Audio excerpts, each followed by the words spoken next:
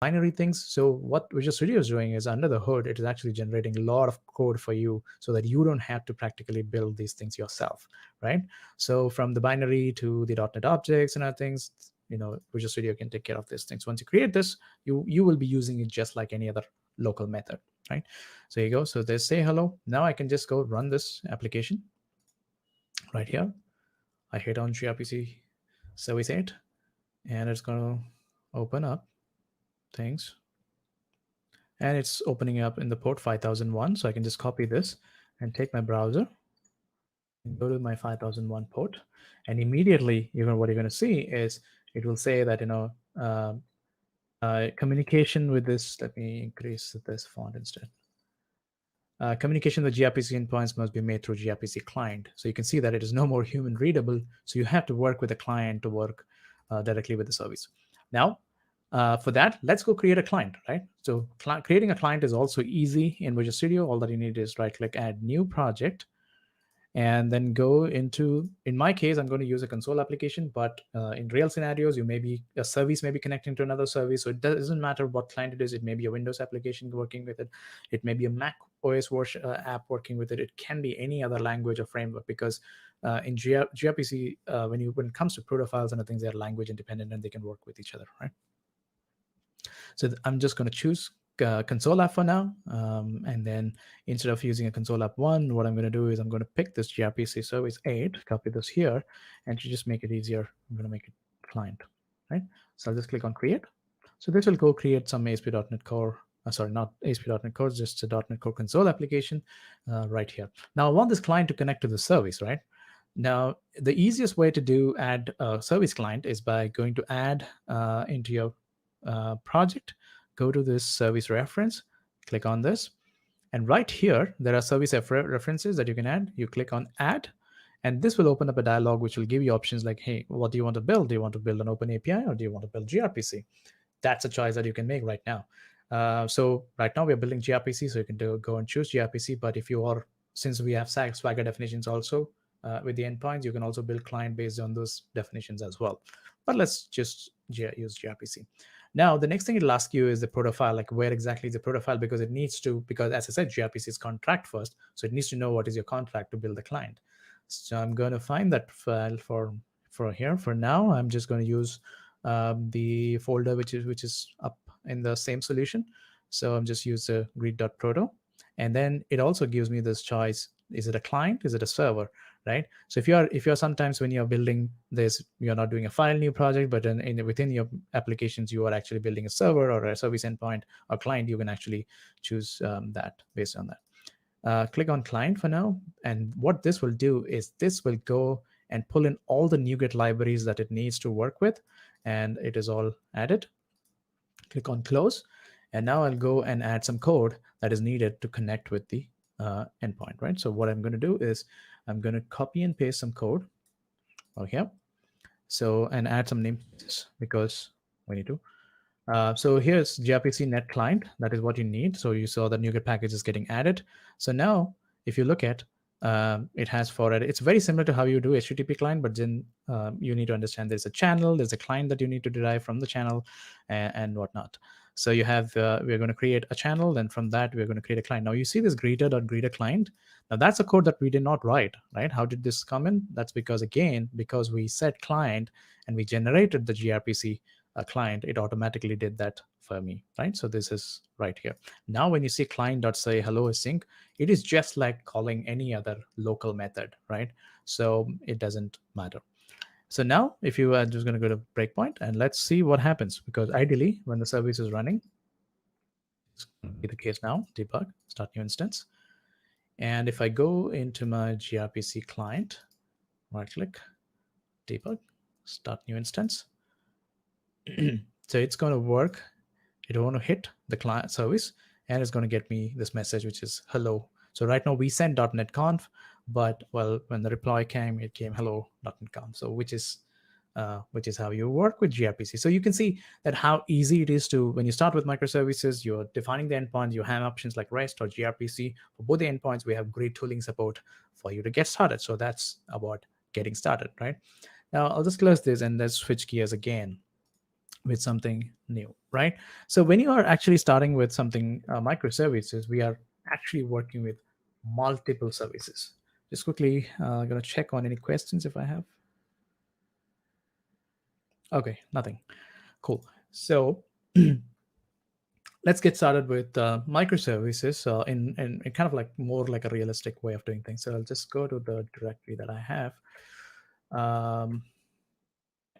So in real world, you'll have these more than one services, right? So you have a backend, you have a front end. So if you want to start a backend, you go to backend and then see what is there. Okay, there is code for a backend. So I'm going to use .NET Run here, and then I'm going to come to a new terminal, open the same folder with the microservices, go to the front end, and then there's a front end code. I'm going to hit .NET Run, right? So now we have the backend. I also have the front end running. So backend is running in Finance 0.0 and Finance 0.1, HTTP and HTTPS respectively. And also the main one is running, so the front end is running on Finance 0.2 and Finance 0.3. So what I'm going to do is I'm just going to copy this and then go to the browser. So if you look at what it has done is we have a nice little UI there. Which is actually working with the backend. So whatever weather forecast that you saw me creating, it's the same weather forecast behind the scenes, but now we also have a nice UI which is actually populating this table for me, right? So I refresh each time I refresh, it goes and connects with the backend, gives you me data, right? Now you saw that, the way I needed to run this was like going to multiple places and done .NET Run. It is so when it comes to multiple microservices, you will be working with a large number of services out there, and that would be really difficult to work with, like go and test everything together, right? Wouldn't it be nice if we had some tools that kind of like ties things together and then pulls all the information at one place? Well, we do have now, and that's called tie. So all that you need to do is tie, and you say tie run, right? I'm in the main folder, so let me open this for now just to show you what's there in it. Okay, close this. So I have the backend, I have the front end, and I have the solution file, right? So we'll leave this for now. So we all do is tie run. There you go. So what this is going to do is tie is basically a new tool. It's a global tool that you can install. And what it is going to do is it is going to run your services together, looking at your solution file. And it's also going to give you a dashboard like this. And I can now open this dashboard from my browser, and you can see that what are the services that is available, like backend is there, front end is there. So it was very smart enough to know what are the services that is available and running, available to run, and it will actually go and run. What you will also notice is the bindings. So here what happens is no more the Finance 0.1 and Finance 0.3 that we used. They are completely new ports. So what Tie does is Tie is smart enough to know like what are the available ports in your system, and it's going to give you the ports that is available. So you will almost never have a place for running out of ports. So imagine if you have like 100 services running together that you want to test with, you don't have to really worry about the ports at all, right? So now, but now this also has these things. If you click on the name, it also gives you the metrics, like how is your each object that is working with, and it'll also give you these logs, like okay, what is happening with each service, whatever log it emits, you'll see it here. You'll also see these replicas. You can also have multiple services running as well, for handling scales and other things, right? So we'll ignore that for now. Let's go and hit the front end URL, right? So I just hit open new tab, and then we'll see what happens. So in an ideal world, it should work. It should go the weather forecast. It should go and hit the backend and get me the service. But then look at what happened was like there's an exception. And why is that? Because it is trying to connect to localhost Finance 0.1. Remember, this was the port earlier configured. So in the world of microservices, it's all about service discovery. You don't hard code the ports anywhere. You actually depend on a configuration system to give you when it runs, right?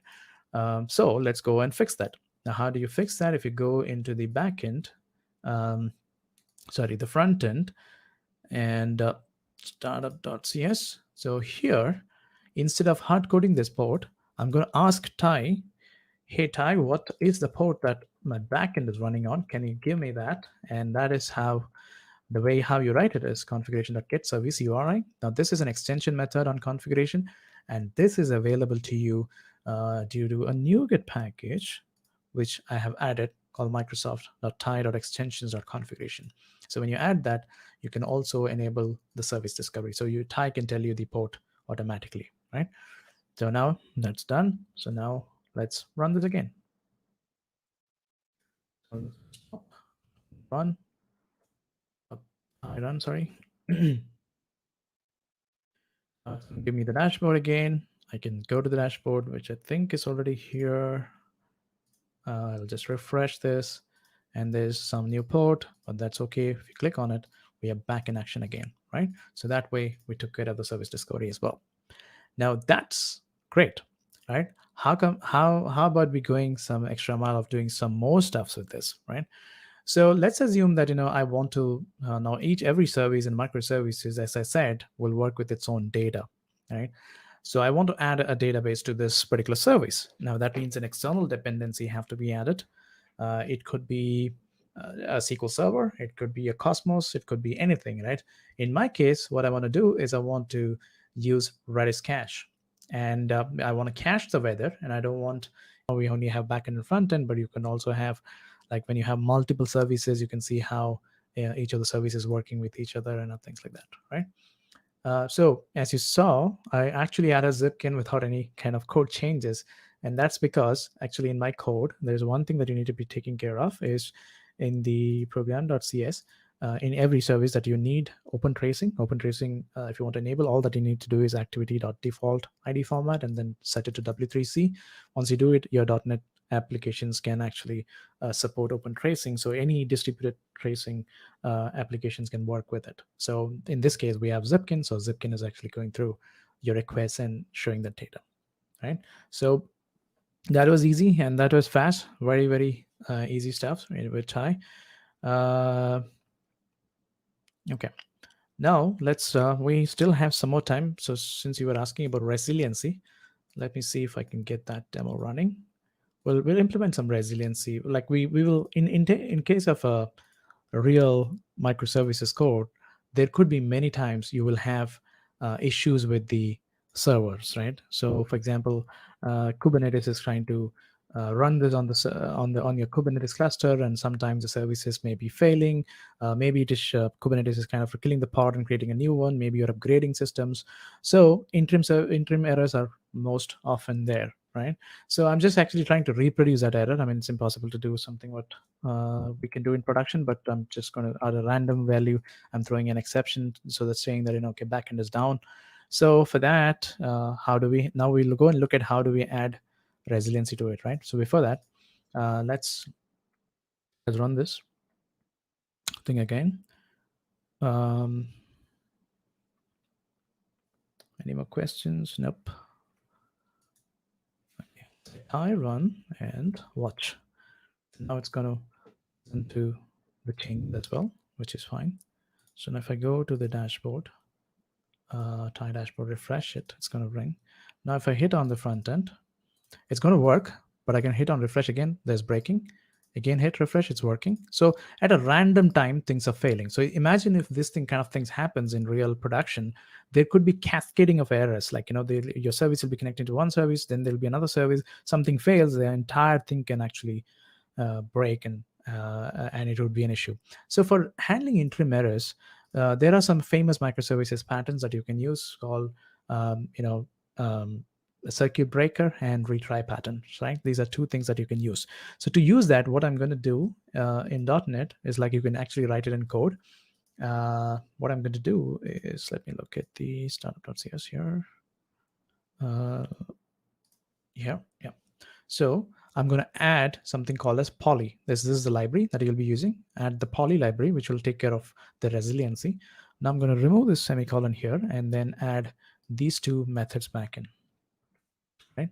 So now we have add policy handle, call get retry policy, and get circuit breaker. These are two local methods that I wrote it here, which is get retry policy, which basically uses this HTTP policy extensions and say wait and retry async.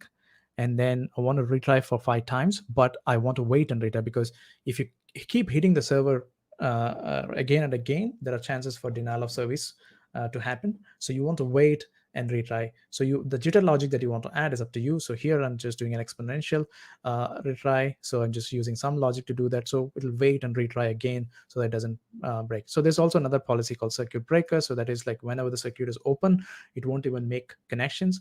It'll wait for the circuit to be closed and make the connection. So these are techniques to make sure that you don't hit the services again and again and kind of like create denial of service. So you basically, these numbers that you come with, the 5 seconds, 15 seconds, is carefully understanding what is the impact on the services, and then in deriving a number that will fit for your scenario, right? So I implemented that. Now if I go back to the TIE dashboard and refresh it, see when there is an error, you will not see an error page. You see that?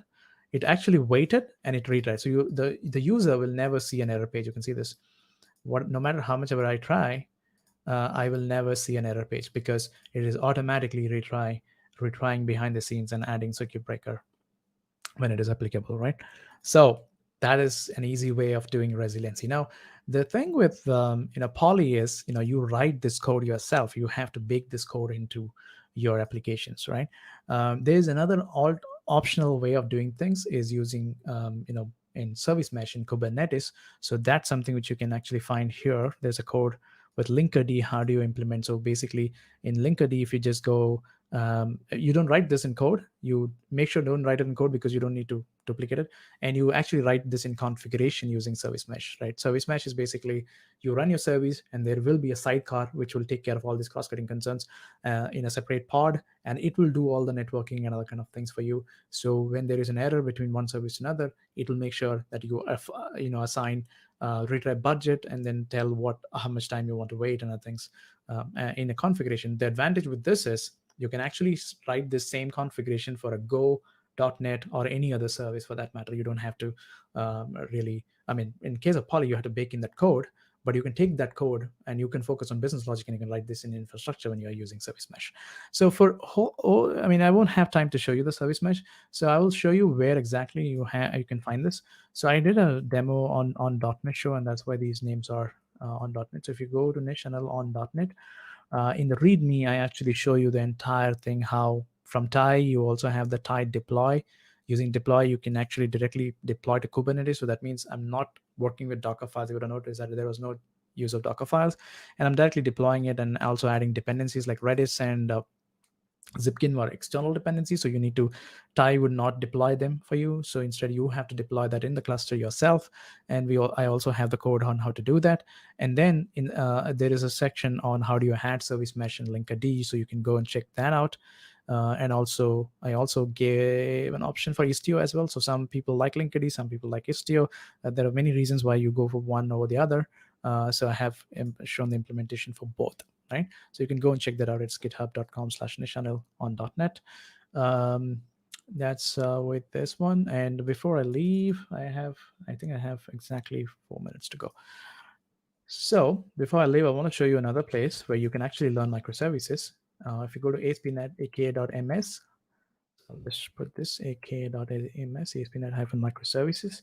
I'm going to actually add this to the chat so you can actually see that. So you will get this collection of services here that you can learn. For example, if you're getting started with microservices, you can start with this one, because what this does is it's the same eShop that you saw earlier, but it'll open Azure CLI. You don't need Visual Studio. You don't need anything. Everything can be edited on your cloud shell, and you will be able to see how the health check is. And this is the eShop and container, the same thing that you saw in my eShop and containers repo, but this time with the better look and feel of it. And you have these things, and basically this one, what you do is actually it'll talks about domain model, and then how integration events work. And then what you need to do is you actually had to add a coupon service. So you saw when I was doing microservices, I had other services, but I did not have coupon.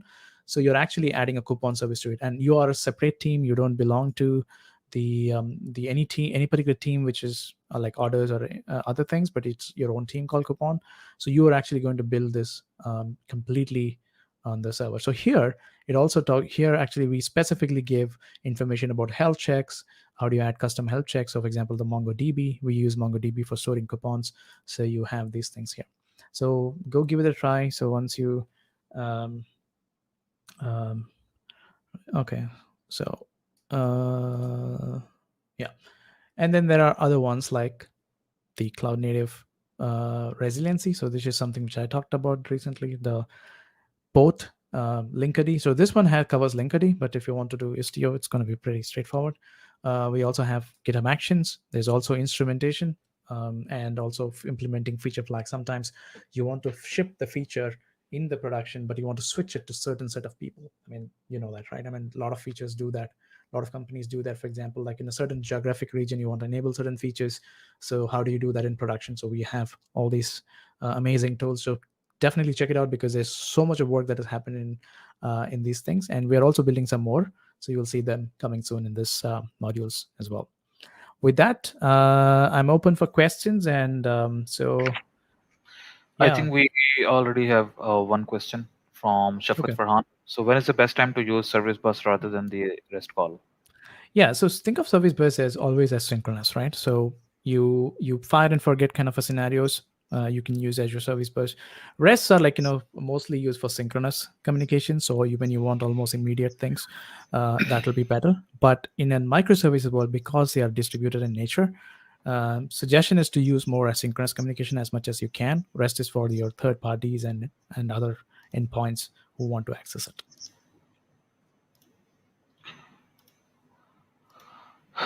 Okay, and I hope that answers your question, Shafqat. Thank you so much, Nish, for joining us, Sure. and we really we are honored to have you with us in this conference. Thanks again. It was a pleasure. Thank you so much for having me. Take care. Have a good Bye. day. Bye. So up next we have Rahil Coker with us, and he will be talking about what's new in C Sharp 9. Rahil, are you with us? I believe yes.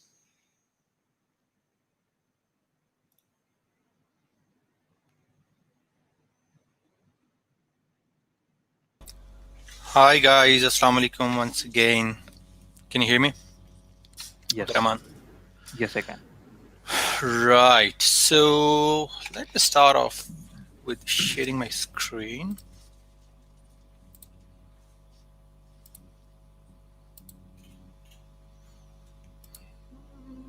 Screen.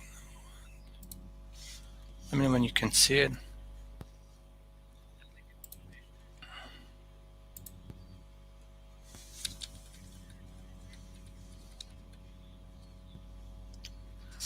It's up. Pull up my screen, man, come on.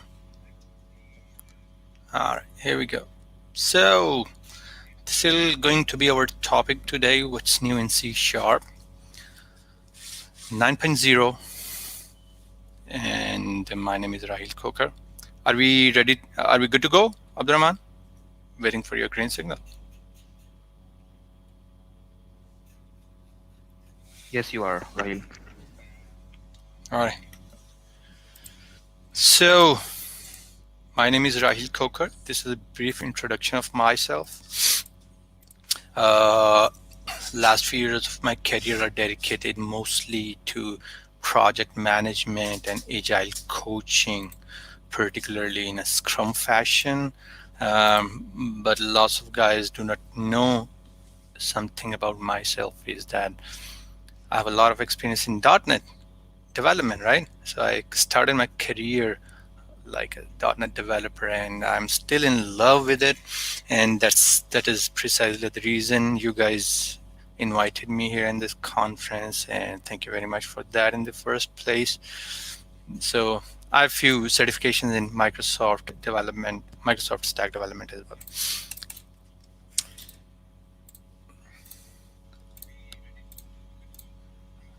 All right, so the first thing, there is a lot of gossip around about this particular feature of .NET of C Sharp 9.0 that is called records. I'm not sure many of you guys have heard about it, but there's a lot of information about it, which sometimes get trickier to understand what it is, but I'll try to make it a lot more simpler for you guys. Let me start off with my favorite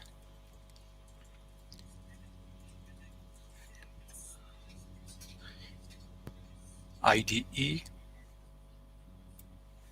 which is definitely Visual Studio.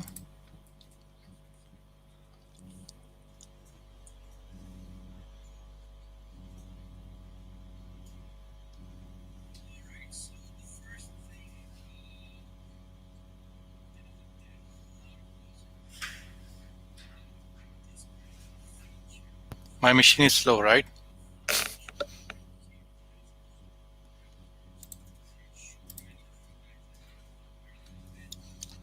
We call it .NET Conf 2020 Day 1. And we place it here in our .NET folder, and we just hit it. So I'm just starting and creating a new Windows Forms application to try out what records really look like. Just hang on with me right here. My machine is a little bit slow today because it's doing lots of things.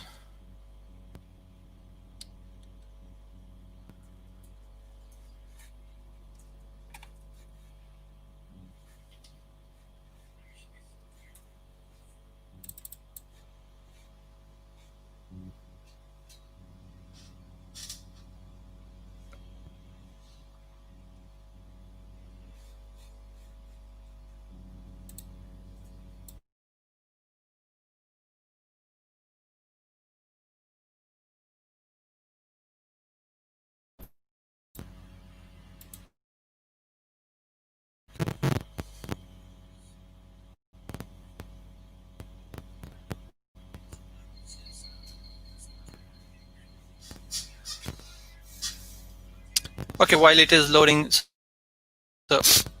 the way we have .NET classes that we have been working throughout the years, there have been value types objects in our .NET. There have been reference type objects in our .NET. There's a lot of discussion about mutability and immutability. These things are about. So if you know these concepts, it will going to be very easy for us to understand what records are and why they are there in the first place. So mutability and immutability are very basic concepts while working in any of the object-oriented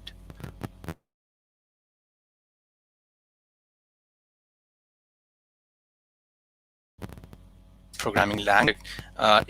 It is changed. It stays in the same memory location, and it is changed the same memory location. But if it's an immutable thing, when we change it, it discards it and it's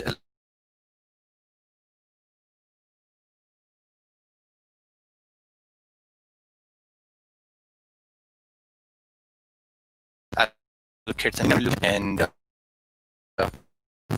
memory location for it. So, all right. This is what we have. Hang on. All right.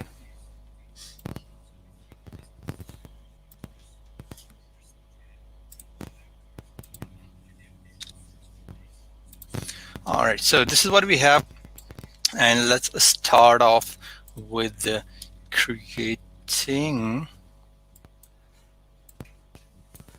a class in the top. So we're going to use the name Scott. Scotts have been doing a lot in .NET world, for decades. Scott Hanselman, Scott Guthrie. Which one is the third Scott? Abdurrahman? Who's the third Scott? Scott? Hunter. Yeah. Scott Hunter. Yeah. Yeah. So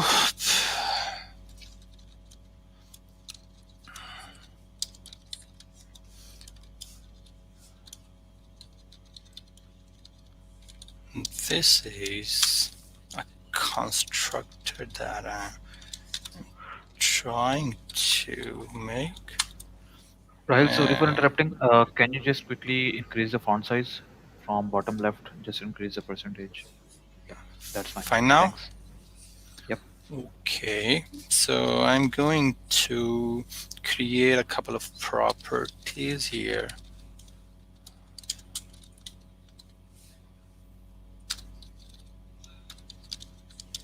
Very basic, usual stuff that we do.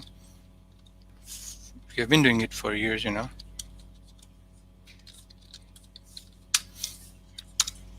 All right, so what we do here is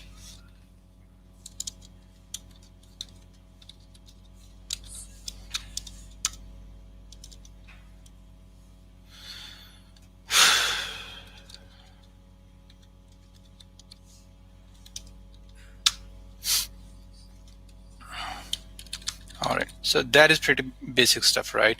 So we have created a class and we have created a constructor, passing two parameters, assigning values. Then we have these class properties in here.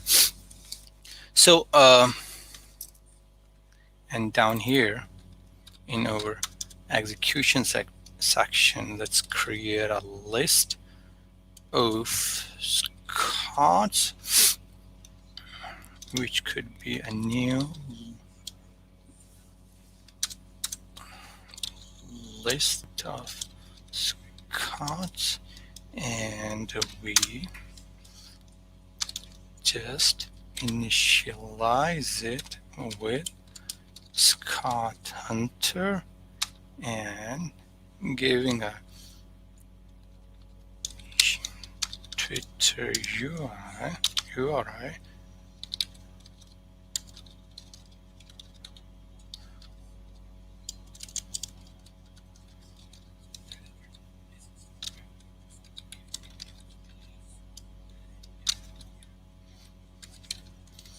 Second one will going to be Scott Hanselman, and third one will going to be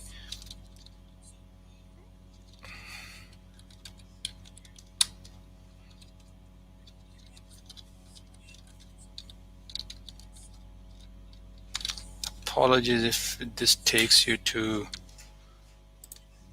a broken Twitter page. Anyways, all right, so we have just created it, semicolon was missing, and all right, so what's wrong with it now?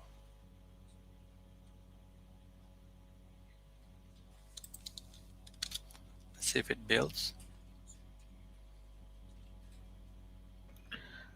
You're missing a the string. URI string should be in the URI object, I believe. Seriously? Just like that? Yeah.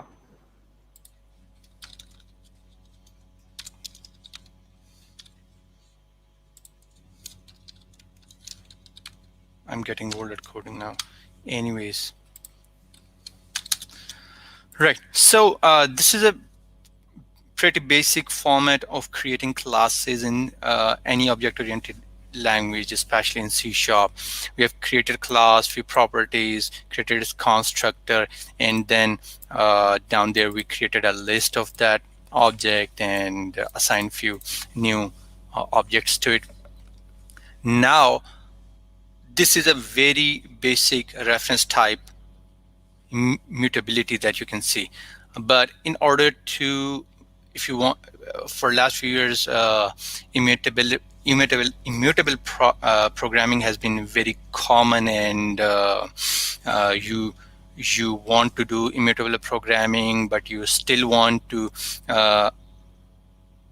take advantage of a value type behavior, the way we use, we get with the structures. So in order to get the good of the both worlds. You're using class type behavior, but you're handling it as a value type structure. So here are records, and they provide you that functionality. Let me show you how it works. So we can just trim all of that down into pretty basic one-liner syntax that C# 9.0 allows us. I have just put it comments here, and I just say public record Scott, and I pass couple of arguments in there. URI, Twitter URI, and there we go.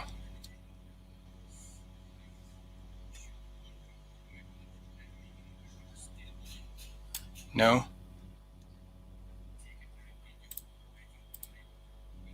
Let's see.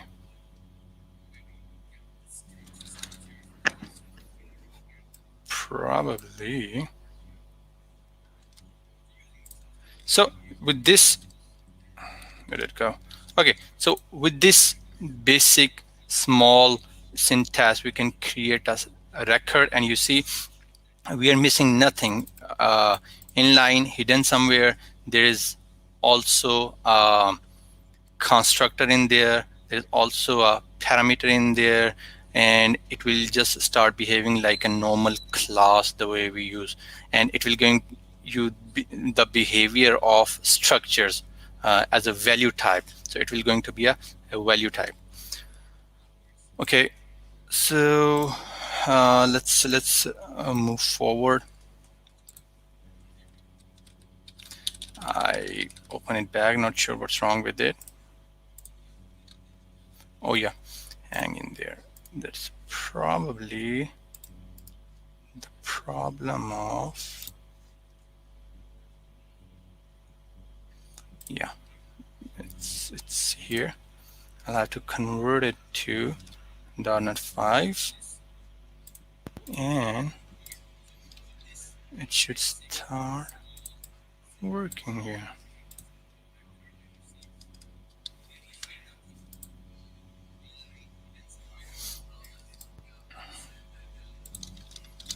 Let's build it and see.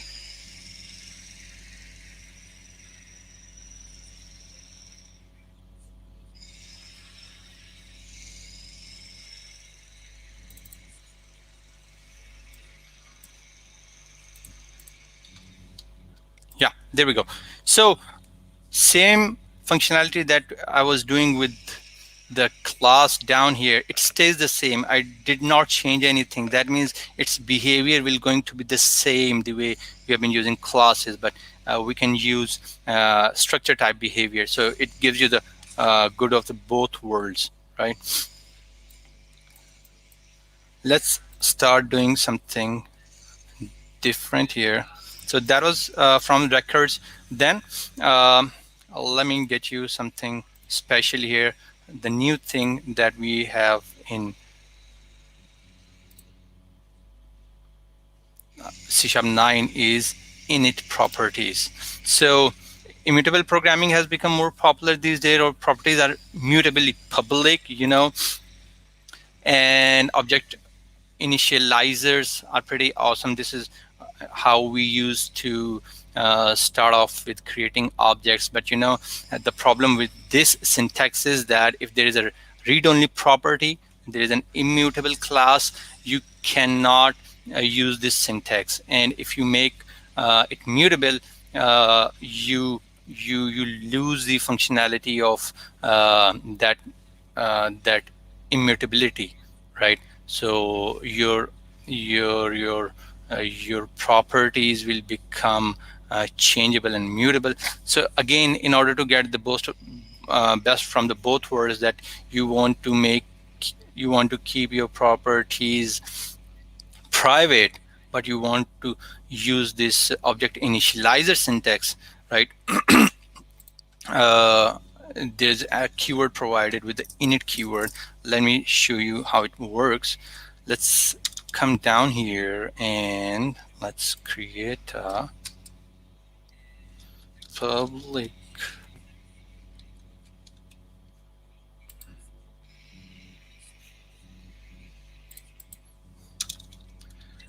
public record person, and here I public string first name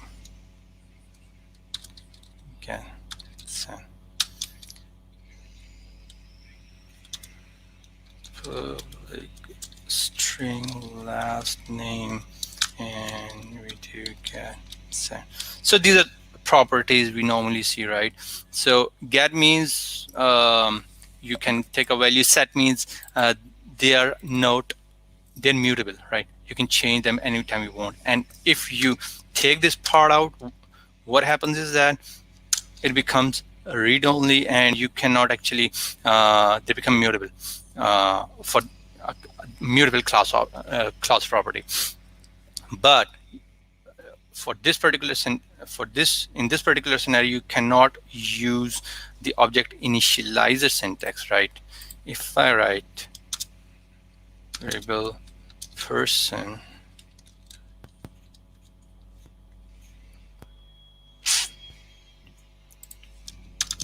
variable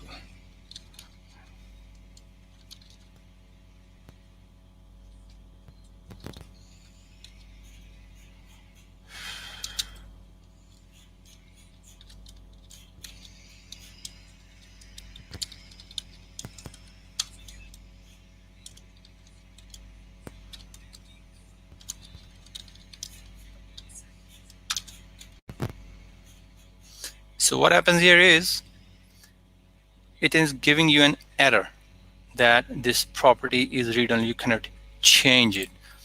Now I'm stuck here. So C# 9.0 gives you a new keyword that is called init. Now you can use object initializer syntax, and you can assign a value to this particular property, but later on it becomes immutable. And if I want to do person dot first name is equal to, so what happens here? It says that you cannot reassign this value. It becomes immutable after the initial initialization. Am I making any sense, Abdul Rahman? I'm just kept on talking. You're the only that I can get feedback off. Okay, so all right. So that is init properties introduced in C# 9.0, and another again, I've been seeing a couple of terms over and over again: immutability and value types and reference types. So the most of the majority of new features in C# 9 revolve around immutability, mutability, and reference type versus value types. Another new thing I can show you is a with keyword. There used to be a with keyword if somebody has worked with v.net. So we used to have a with keyword, but this with keyword is quite different. Like, for example, if I create a person variable, person object here, right? So I call it first person, okay? Now I come down here and I do second person, first person with last name is equal to, let's say, Abdurrahman Aftab. I will take his surname and Abdurrahman Aftab. So what I'm doing here is I am cloning the first person, taking all of its data and creating a second object, but giving it a different last name. So with expressions uses object initializer syntax to state what's different in new object from the old object. You can specify multiple properties in here the way I mentioned last name after. So Okay, I'll show you a interesting fact down here. Now, if I create a third object variable, come on, boy, third person, and if I say I clone it from second person and give it a last name as Coker.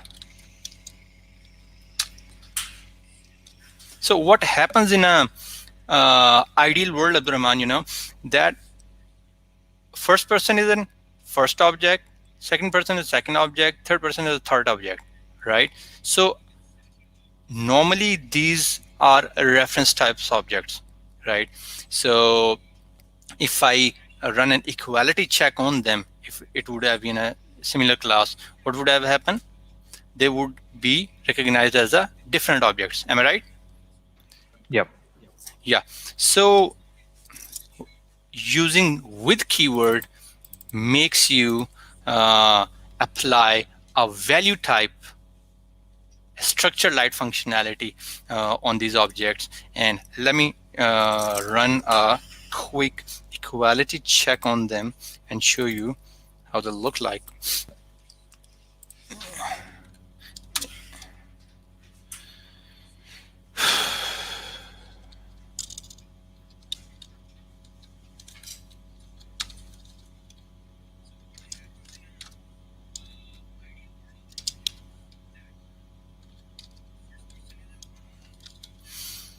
I say equal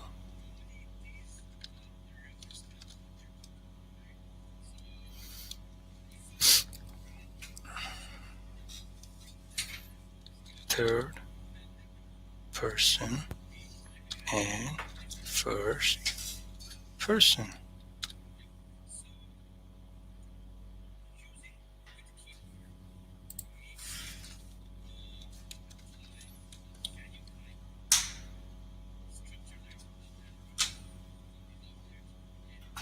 That's what it says.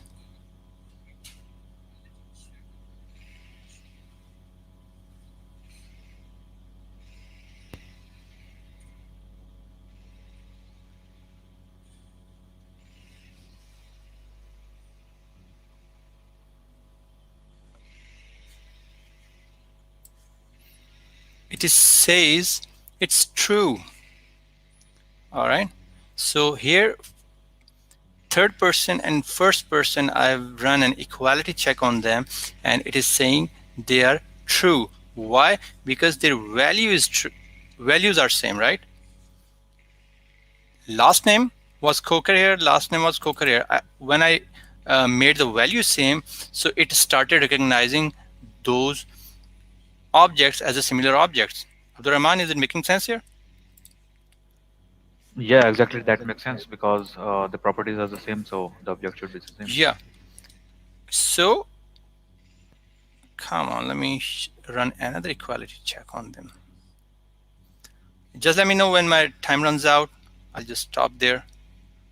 I'm sorry, my computer is a little slow today. You have 3 to 4 minutes.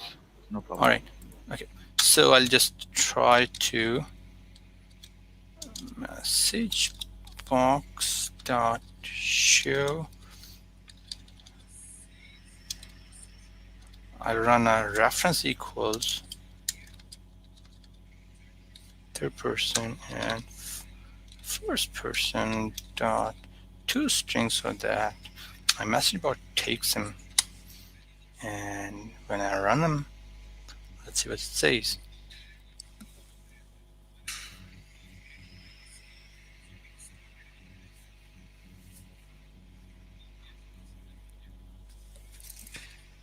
So the first message box is true, that we have already seen, and the second one says it is false. The reference equality check is false. So as far as their memory is concerned, if you want to really see how whether these objects are different or not, so it is telling you it's a reference equality is false. But again, it will also give you a behavior like a structure. When you equate their properties and values, it will start behaving like a same object. So that was it. That was a with object, and then we have that I've already covered. Okay, so one quick thing, let's see if it works here. That is a top level code. You know, we have been into this .NET world, and there's a lot of boilerplate code that is around us, and we have to find our spot into and where we have to go and start writing code. In the like a decade ago, when there used to be VB.NET and Visual C++, there was a lot of boilerplate code, and you definitely had to go down there and pinpoint where you want to write that code. So top level programs give you a functionality where you can just start typing in your top level code. Let me show you how it works. So if I remove names public form, your main form thing from here, and if you take off your, I'm not sure, I hope it works here, but it works definitely on the console application and on very basic applications. This will also go.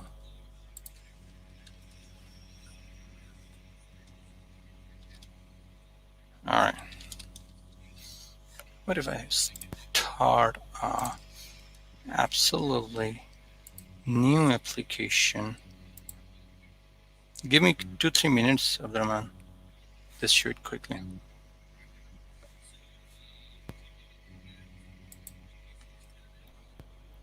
Okay, and then we have one question pending. Okay.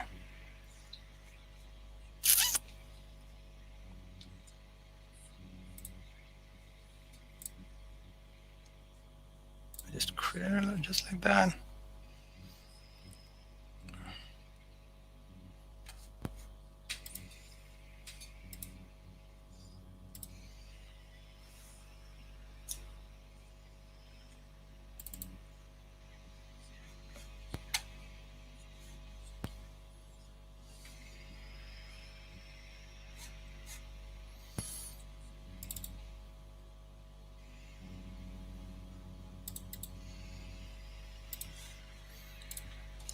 All right, so here we go.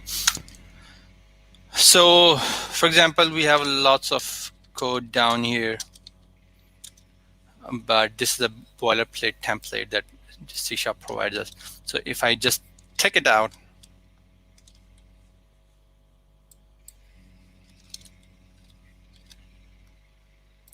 so my code will still work. Let's compile it and see. Bingo. See, there's nothing in here, and this just works. So the scary, complex boiler templates for the young kids who want to get into and start learning .NET, it's for them, and for the people who want to give a quick and dirty solution to something and test something very quickly, they can just come here and write a top level code. All right, Abdurrahman, I'm pretty much done here.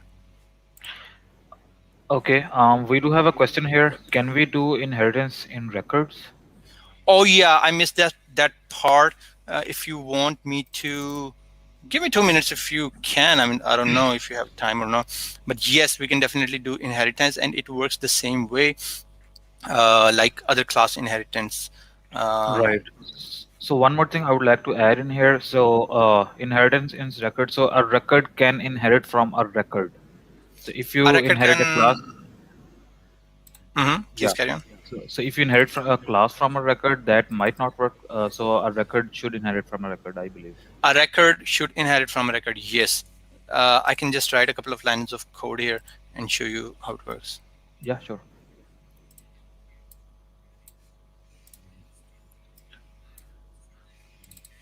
It's just loading up for me. Good question, by the way. Oh yeah, that was a good question. For the sake of wrapping this up, I just went on and I missed that part. Okay, so that is a record person, and I quickly write public. Whoa, hang on, where is my record? Yeah, this is my record, and I write like record Rahman that inherits person, and I say public string department. Yeah, so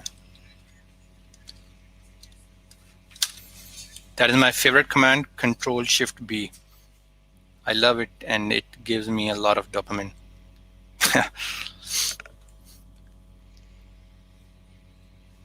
So it works, yeah? Yeah, awesome.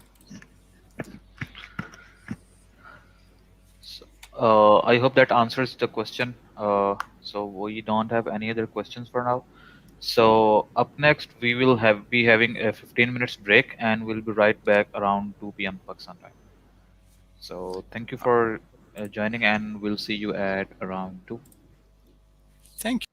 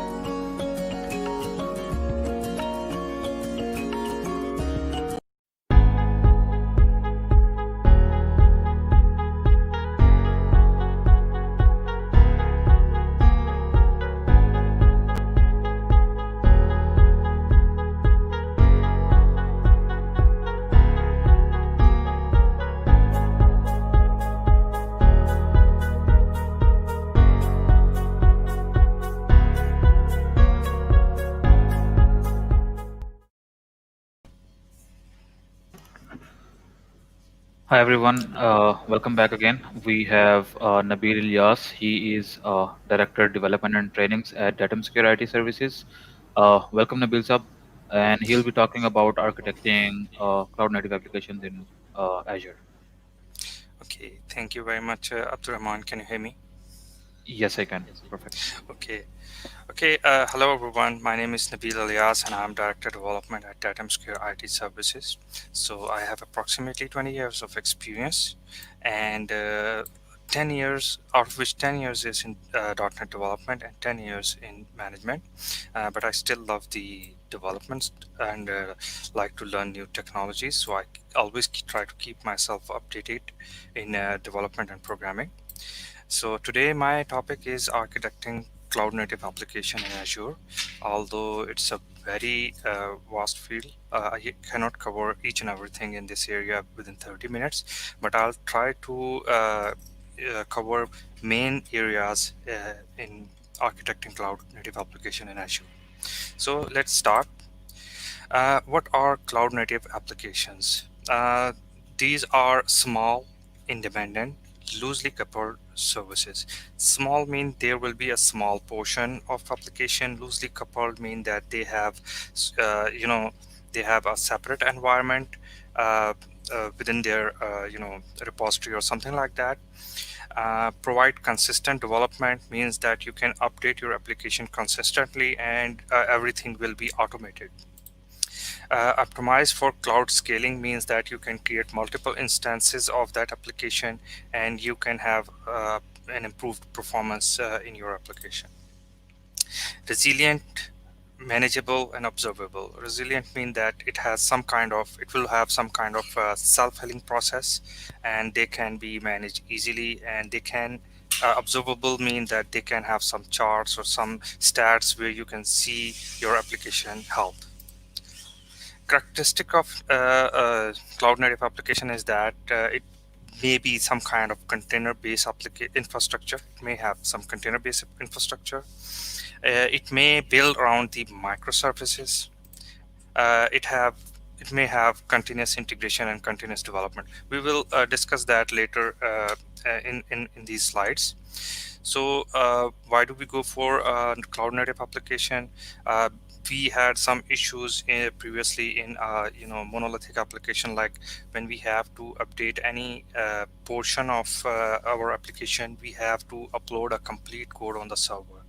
While in microservices, you don't have to completely upload all the application. You can upload a certain portion where you need to update in your application. So you can have a continuous development and updation in your application without seeing any failure in your application. You can consider that we have an example of pets and cattles, which is a very famous term. Pets means that it's a physical machine given a meaningful name, and it's created for meaningful name, and you can scale by adding more resources to the same machine. When you have to scale that machine, you will have to add some more resources. If the server becomes sick or the server is down, you have to nurse it to uh, nurse it back to health. You should have server. If your server becomes unavailable, so you have to completely upgrade your servers. Cattle mean that there is a model which is totally different than pets. So if your everything will be automated, if your certain machine is down, so you'll not completely change your cattle farm, but you'll have to update your single machine. Pillars of cloud native applications are modern design. I'm going to discuss that about the modern design in later slides. We should have microservices. We should have containers. We should have backing services like some kind of file service or database services. We should have some automation, which is CI/CD kind of things. And again, we're gonna discuss in later slides. For the modern style design, there is a very famous and well-known terms which is called,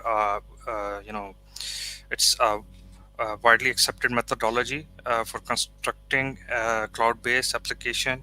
It's called 12-factor application. It has it describes some set of principles and practices for the developer to construct an application optimized for modern cloud environment, and special attention is given to probability across the environment and declarative automation. So first of all, we have code base, which is a single code base. In each microservice have a single code base and its own repository, and it is it can be deployed to multiple environments. So you'll have a single code base for each microservices. So if one microservice is down, you just have to update that microservices.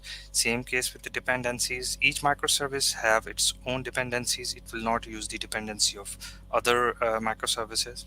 So configuration should be it should be outside the microservices. It should be externalized. All the microservices will get configuration tools from outside their environment.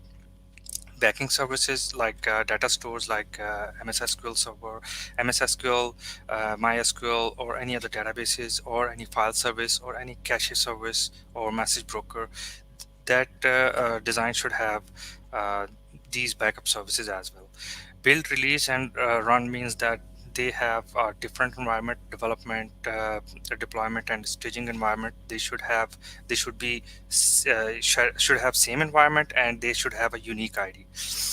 Processes mean that every service is isolated within a single process.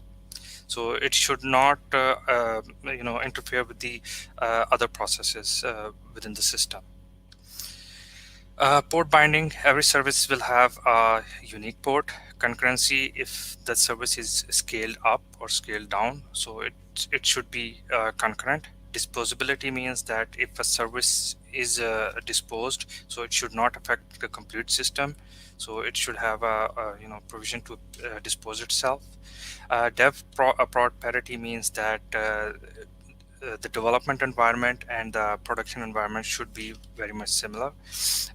Logging is very simple, that you should have a logging mechanism in your services. And admin processes mean that your service can be administered, should have some kind of charts, analytics, and should have some process of cleaning up data. Monolithic architecture. Monolithic is a we have legacy project which are still running on monolithic architecture.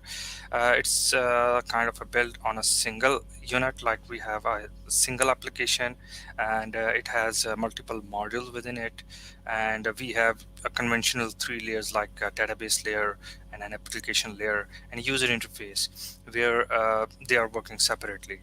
So if we have any issue or bug in any section, in one section, for example, if our ordering system is not working, it has some bug, so we'll have to update a complete application. So it's a very hectic job, takes a lot of time. And scaling can be done by creating different images of these applications. So you'll have to scale up a complete application rather than scaling up a single module. In other side, like in microservices, we have multiple small services. So these services can be, if we have an issue in any service, like the ordering system is down, so we just have to update the ordering rather than updating the complete system. So scaling is very easy. We can create a multiple instance of ordering, like we have a lot, quite a lot request on ordering system, so we can scale it up, and we will not have to scale all other modules. So scaling is very easy. Cloud native system embrace microservices, a popular architecture style constructing modern applications. Each implements specific business capability within a larger domain context.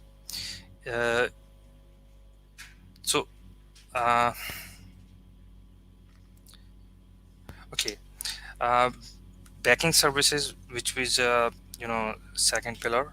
Backing services mean that we have some services that will run within the Azure system, and they can be stateless or stateful.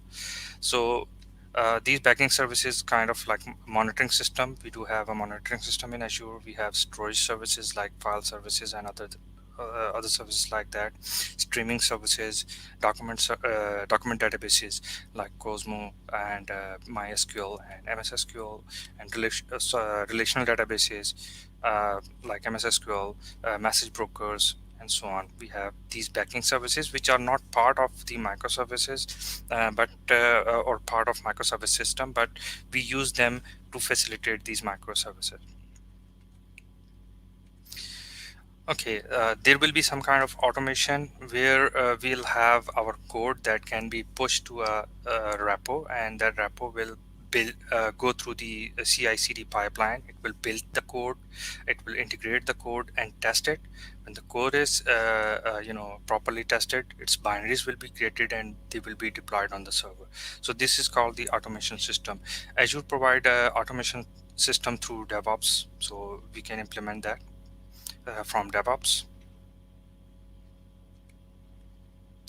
Okay, for implementing the cloud native application, Azure provides the Azure Kubernetes services, which provide containerized environment for building, delivering, and scaling up container apps. You can implement containers based on application portable and scale up in an extensible way. So you can host your containers on Azure Kubernetes services, manage resources, allocate and scaling, remove the complexity of managing multiple containers across the multiple servers, and you can do the load balancing as well. And it has a self-healing procedure, like you can, if your application portion is down, so it will automatically replace by older version. So it's kind of a self-healing application. We also have a service fabrics which can be used against the Azure Kubernetes services. So Azure Kubernetes services are a containerized environment, but if you are working on a microservices architecture, so you should have to be you can use the Azure service fabrics. What features does Azure Service Fabric provide? It provides the fast time to market, means that you can update your feature, or you can put some business values to your applications, and it is very reliable, scalable, and manageable. Service orchestration, like we will have Windows and a Linux containers. You can scale it up and down depending on their workloads and services. Choose your architecture, either it's a stateless or stateful microservices. So you can choose your architecture in Azure Service Fabrics. It has agility, or you can implement the CI/CD practices to accelerate your delivery. And you have IDE integration, means that you can quickly and easily build, test, debug, deploy your services, and upgrade your Service Fabric application very easily. And it can be run anywhere. You can deploy your same application on your public, hosted, and private clouds. So environment will be same for all of these. So we have Azure DevOps service, which has a different component, like Azure Boards. It provides the agile tools, like you can have a board where you can plan your tickets. You can track the performance or track your tickets, and you can discuss your work with your team. We have Azure Pipelines, which is a CI/CD pipeline, so you can build, test, and deploy your application by creating these Azure pipelines. Azure repos, like we have a Git repos to save our code. So Azure also provide Azure DevOps provides the Azure repos, where you can put your code in your private Git repos. Azure DevOps also provide Azure test plans, which are manual and exploratory test tools. You can create, host, and share your packages within your team via Azure artifacts. So communication pattern of microservices, like why I'm adding these slides, because my next topic is about the API gateway. So uh, we have multiple microservices. So, and on the left side you can see that I have a mobile application and a web application. So they usually when we are building our microservices, so in normal architecture, these applications will directly communicate with the microservice 1, 2, 3, and 4. They might have multiple URLs for that. So we need a simple single place where all the services will be integrated, and there will be only one endpoint where all the application will go and request all the data. So we have API gateway, which provides the security, and it encapsulates all the microservices. Like, it shows that there is only one service and it handles all the calls within the microservices. So we have Oslet Gateway. It can be used with the .NET Core projects. It has a following feature, like routing. It provides the authentication. It helps in authentication, and request aggregation helps in authorization. It has a feature of service discovery, load balancing, and caching. And it has correlation pass-throughs, and it provides the quality of services. Against this OSLAT, we have Azure API Management, which is a built-in system in Azure cloud. So it has a service restricted service access. You can restrict your APIs from the public, enforce the authentication. So you can easily add an authentication process within your services. It can throttle from a single source. So mean, if you have to increase your calls within your API, so you can throttle them from a single source. It provides the caching. So you can apply caching on some services which has a lot of calls, so you can provide caching within Azure API Management. It can block calls from a specific API's addresses. Like, if you see that someone trying to send multiple hits on your server, trying to hack or trying to do some DDoS attacks kind of thing, so you can block those calls or IP addresses from Azure API Management. It has control the flow of service, and its most important thing is that it can convert from your SOAP request to your REST, or any XML request to JSON. So it provides the internal mechanism to convert your call from SOAP or any XML to JSON. We have service bus. Let me go back to some screens. I forgot to talk about the service bus.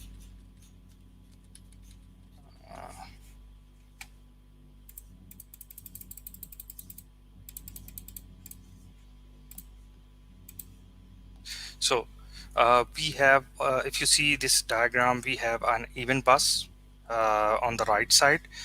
So all the services are sending messages to that event bus, and they are communicating via this event bus. So the purpose of event bus is that it keeps concurrency between your calls. So Azure provides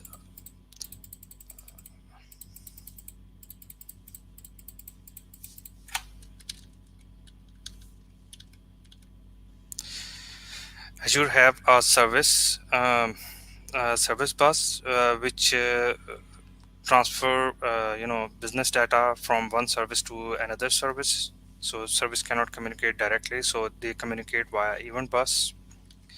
It helps. It decouples the application, improve the reliability and scalability of application and services. It also provides the load balancing of multiple calls consumed by multiple services. So it also provides the transaction mechanism as well within your application. And it has some message sessions to implement high-scale coordination of workflow. Azure Service have also supports many databases like Azure SQL, Azure MySQL, and MariaDB, and Postgres, and so on, CosmoDB as well. So that's all from my side. Thank you very much.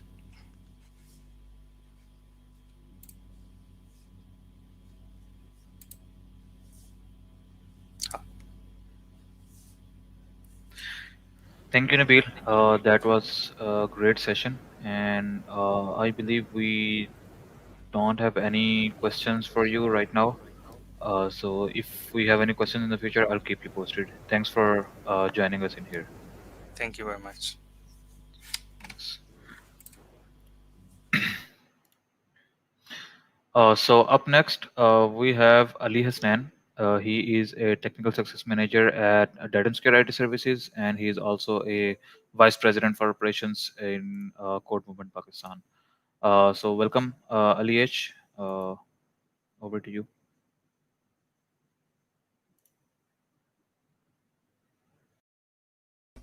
Reman, can you hear me? Yes, I can hear you. You can go ahead. Okay. Can you see my screen?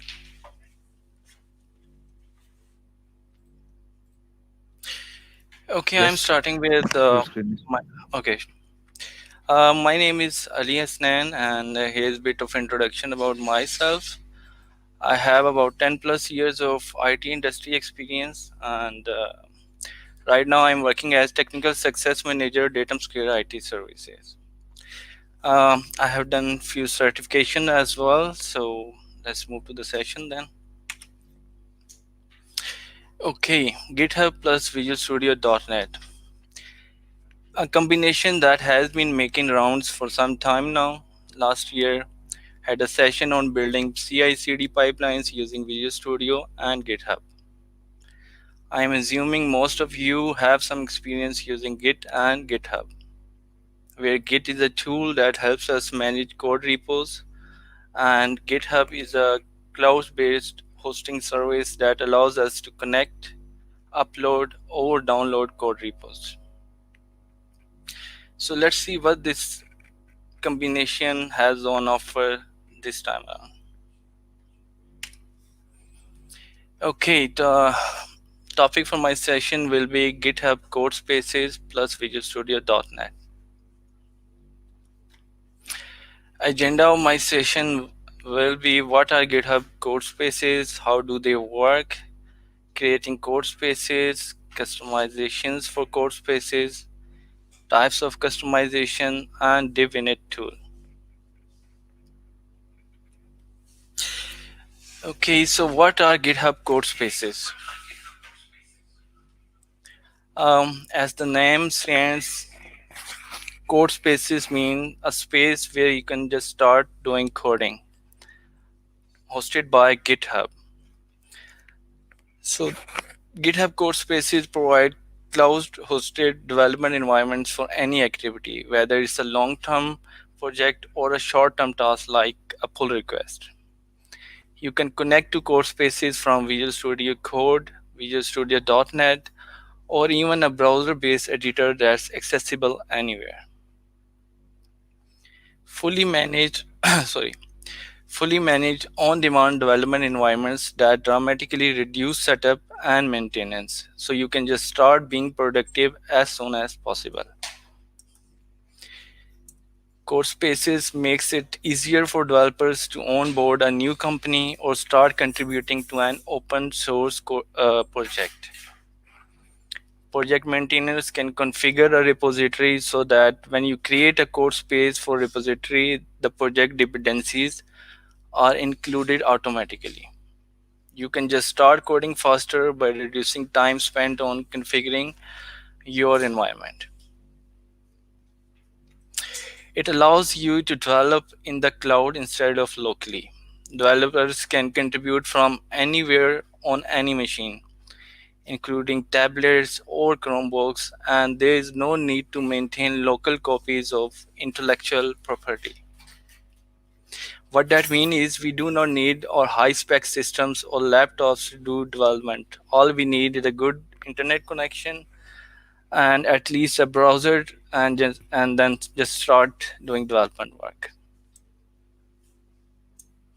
So it's literally like feel at home one away. Environment can be configured and your settings, themes, and Git identity are roamed so the experience looks and feel like local. In simple words, GitHub Codespaces provide you a virtual environment to do development through a window that can either be a Visual Studio, Visual Studio Code, or even a browser. Each developer can create one or more code spaces for any public or private repo owned by their user account. So each code space is associated with a specific branch of repository. You can create more than one code space per repository or even per branch. However, each user account has 2 code space limit during beta version. So if you have reached your limit and want to create a new code space, you will first need to delete the existing code space. Then you can create your own, create your new code space.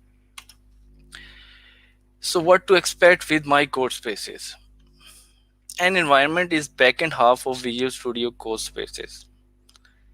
It's where all the compute associated with the software development happens, compiling, debugging, restoring, etc.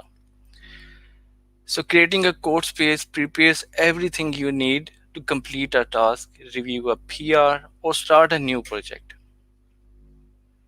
Codespaces configures the runtime, compiler, debugger, editor, custom .file configuration, editor extensions, and the source code required to work on a project.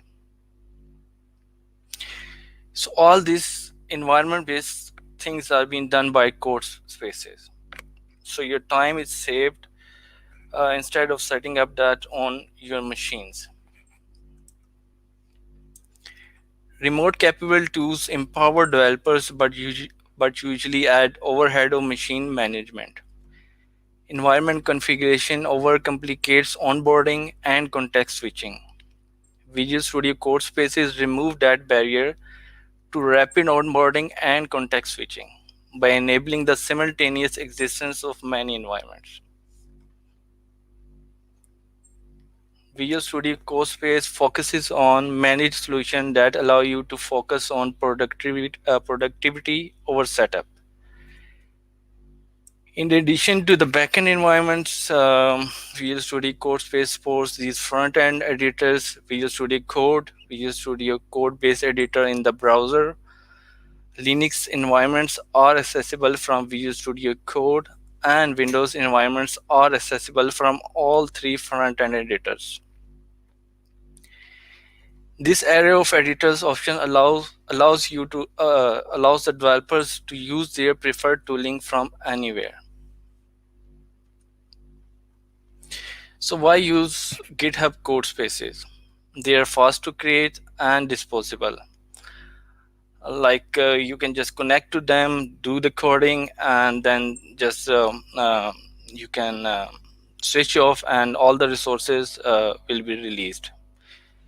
Manage environments which reduce the overall maintenance for you. So you can fully configure your environments as per your liking. So as far as the pricing is concerned, you only pay for what you use with built-in auto spend. Right now, GitHub Codespaces are in beta version. So there are certain limitations as of now. During the beta, for best experience with Codespaces, Microsoft recommends using a Chromium-based browser like Google Chrome or Microsoft Edge. During the beta, private repositories owned by organizations or any repositories owned by organizations that require SAML single sign-on are not supported. Each code space you create is only available to you. No one else can work in your code space.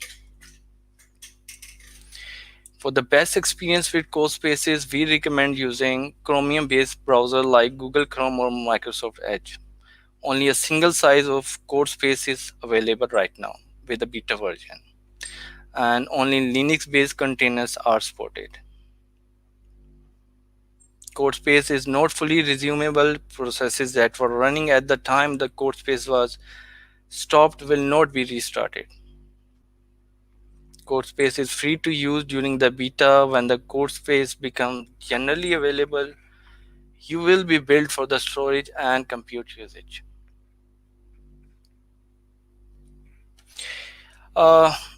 Here's a bit of pricing for the GitHub Codespaces. Like I mentioned, it's in beta version right now. So right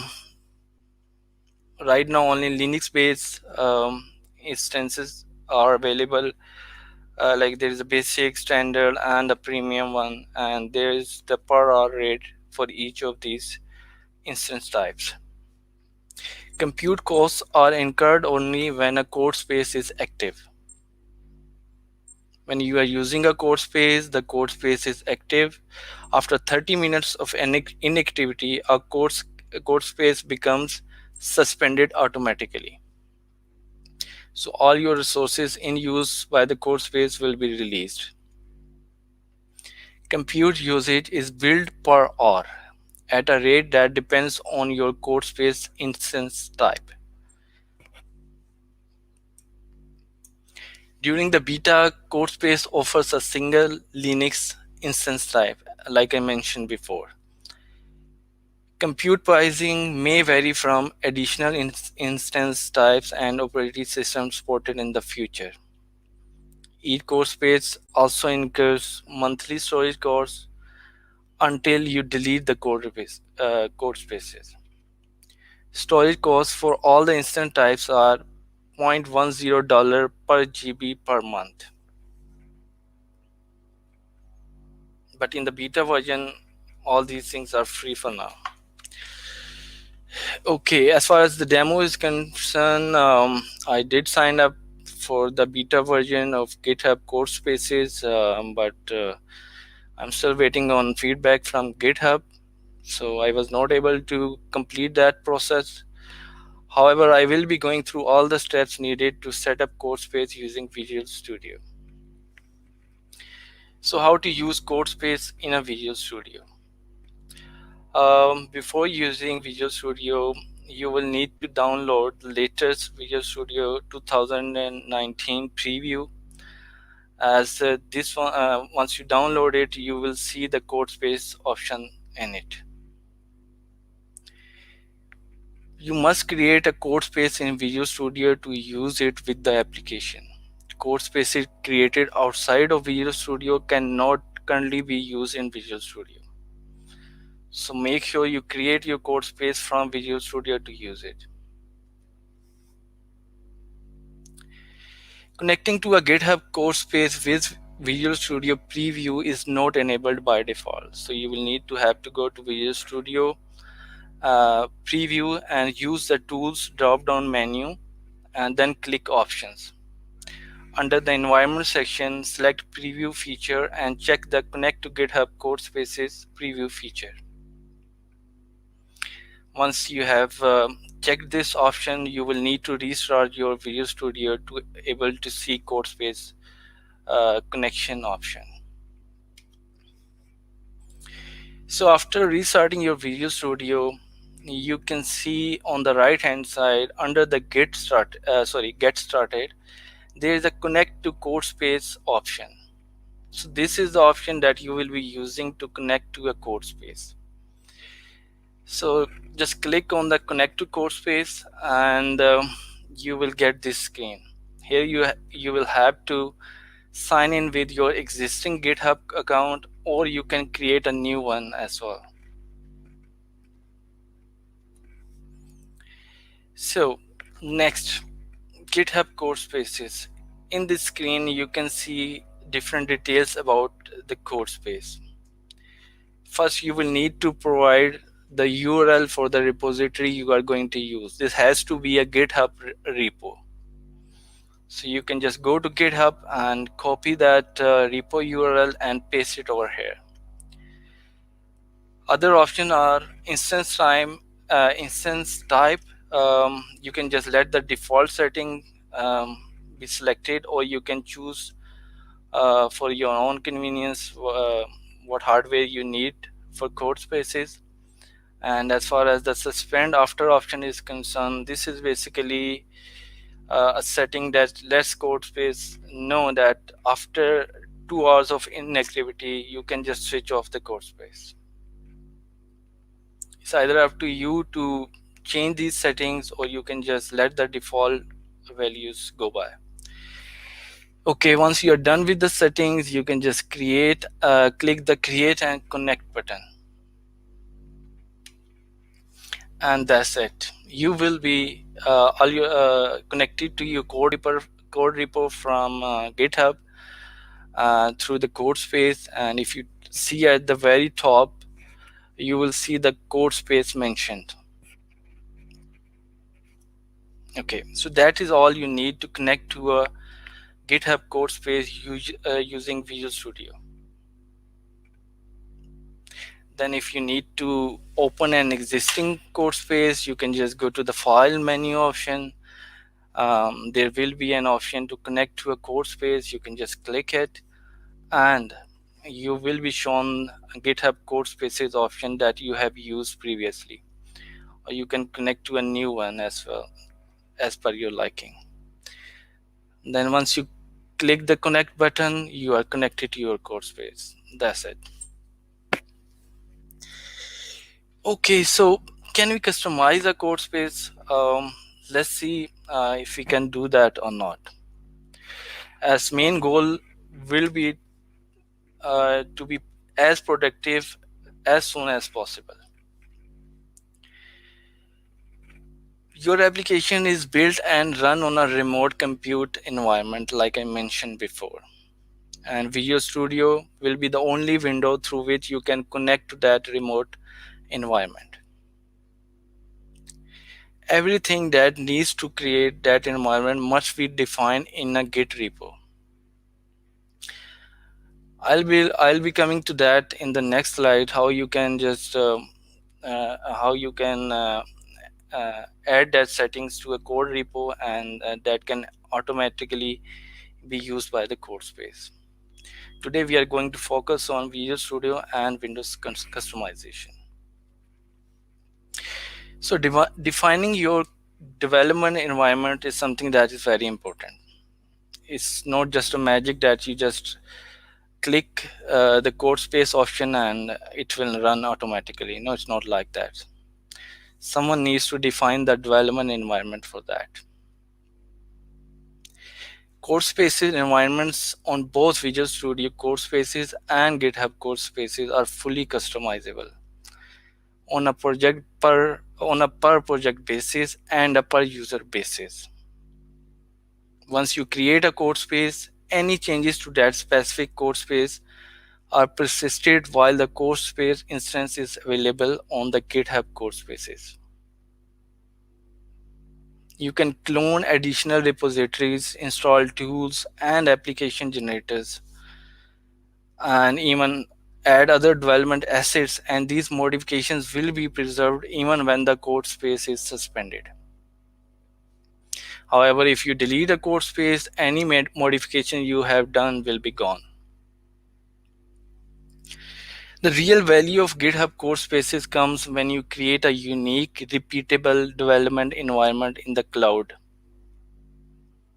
By building a default GitHub Codespace instance, you can customize what is installed and configured when you create a new Codespace.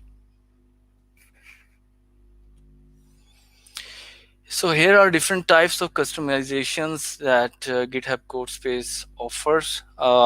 Like if you see right at the bottom, there is a base image. This can either be a Windows container on a Linux-based container.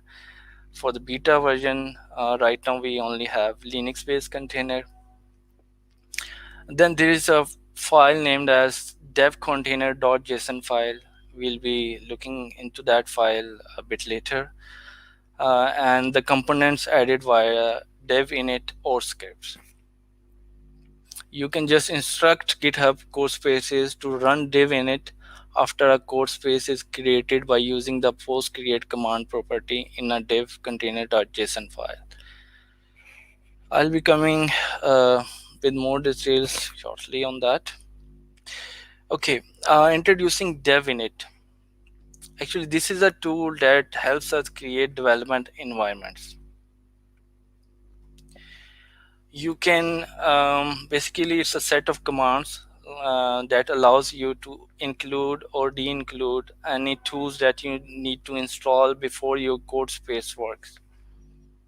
So it's basically all about gluing together disparate tools to make it easy to define a development environment. A dev init JSON file defines the system-wide dependency that your application needs in order to run and build.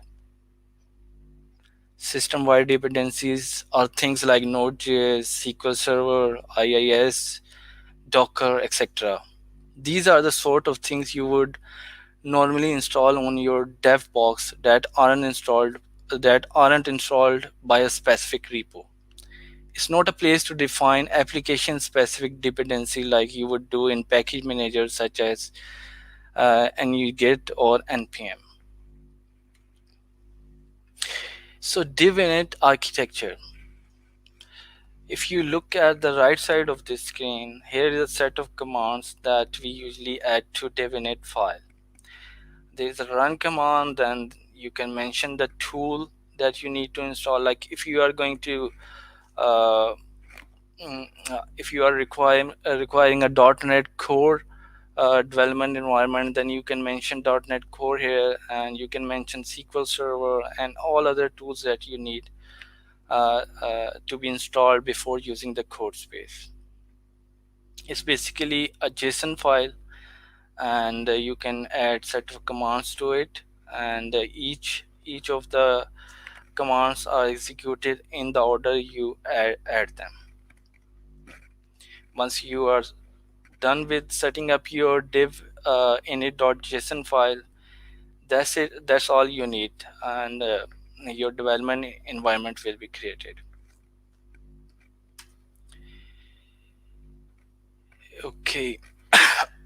How do you use it? Okay, so the two files I mentioned earlier are div init.json file and div container.json file. Both of these files will need to be created at the root of your code repo. Okay, where dev container.json file is basically a file that will allow you to run the dev init.json commands, as well as any other uh, uh, uh, any other requirement, like you need to update or add a SQL server, or you want to run apart from that. The basic thing that div container.json does is that it commands the code space to make sure that once code space is run, all the all the tools are installed as soon as the code space is executed. So each object in the run property is a div init tool to run identified by the unique name of the tool. You can pass different input variables to it as per your liking, which the tool requires. And the same tool can be called multiple times. If you just want to run div init file only, you can directly execute it with a single command. Whereas if you want to make sure that your code space executes div init.json file as soon as it's run, then you need to add it to the dev container.json file. Okay, so here's an example of div init.json file. You can also create a PowerShell script to execute multiple requests that will be through the dev container.json file. Okay, sign up for Codespaces with Visual Studio. Here are the links you can from where you can download Visual Studio preview, and start using Codespaces. Okay, that's it. I'm done with my session. If you guys have any question, you can ask.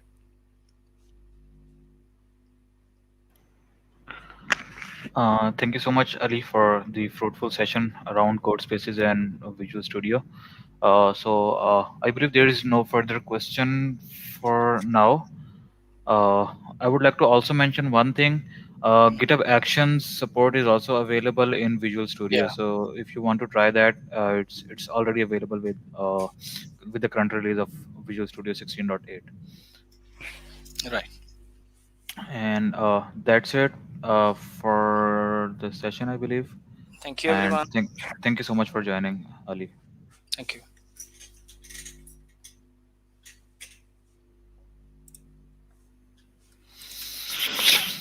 So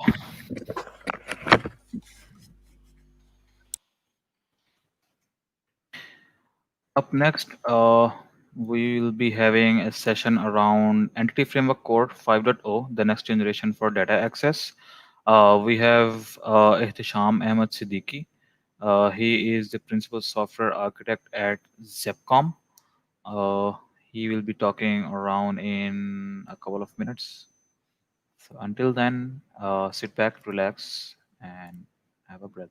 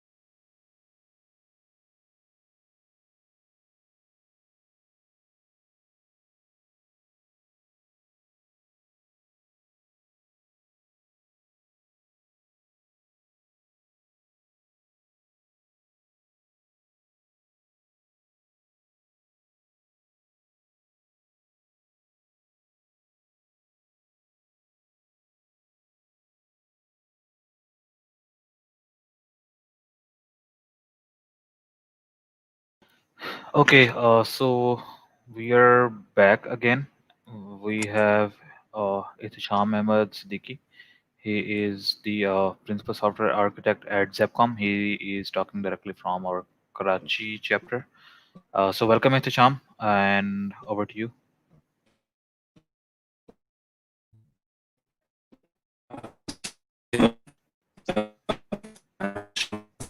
Can can you hear me? We are having trouble hearing you.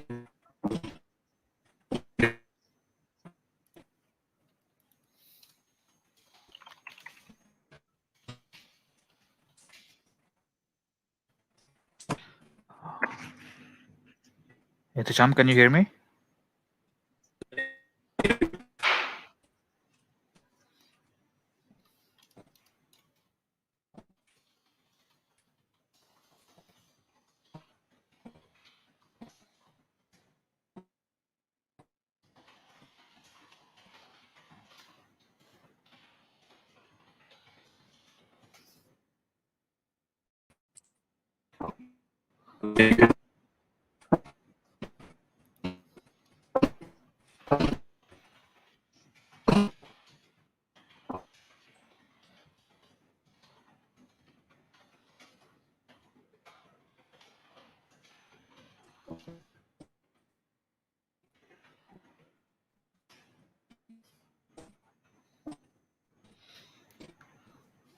Seems like Ihtisham is having issues.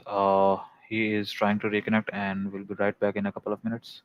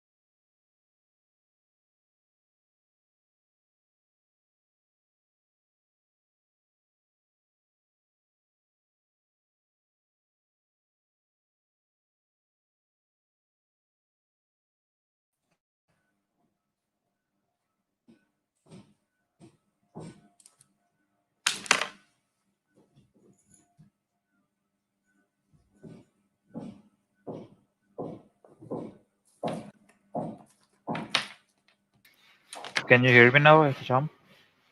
Yes, I can hear you. Can you hear me, guys? Yeah, it's much better. It's perfect now. Oh, okay. Okay. So, Assalamu alaikum, everyone. Can you hear me, guys? Yes, we can.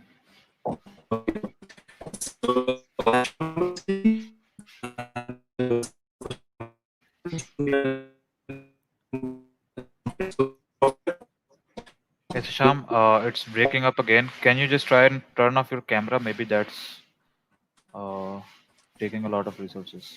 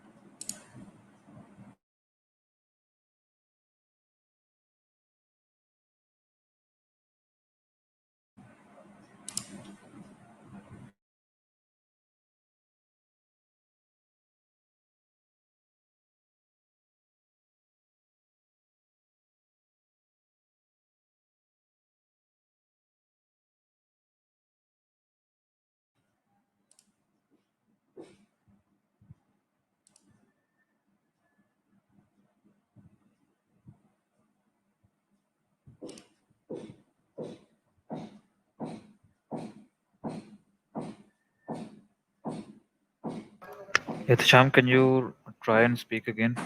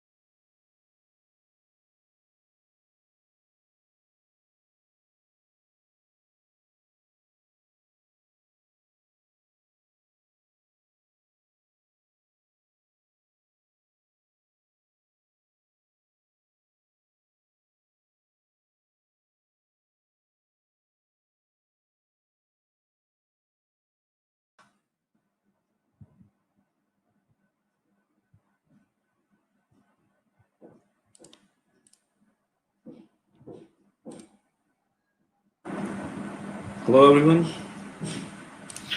Hi, Sham. Seems better now. That's good. That's good. Okay. So let me introduce myself. I'm Hassan Siddiqui, and as a professional, I am a software engineer working in Zapcom as a position of principal software architect. Working in testing and developing applications, freelancing in other consultancies to the organizations as well. So here, I'm very thankful to the code movement in Pakistan, who allows me to speak over here, allows me to give me a platform to just share a few knowledges with you guys. So let's start with the entity framework and its new features as well. So let me sharing a screen with you guys. Can you guys hear me properly? Yes, we can. Okay.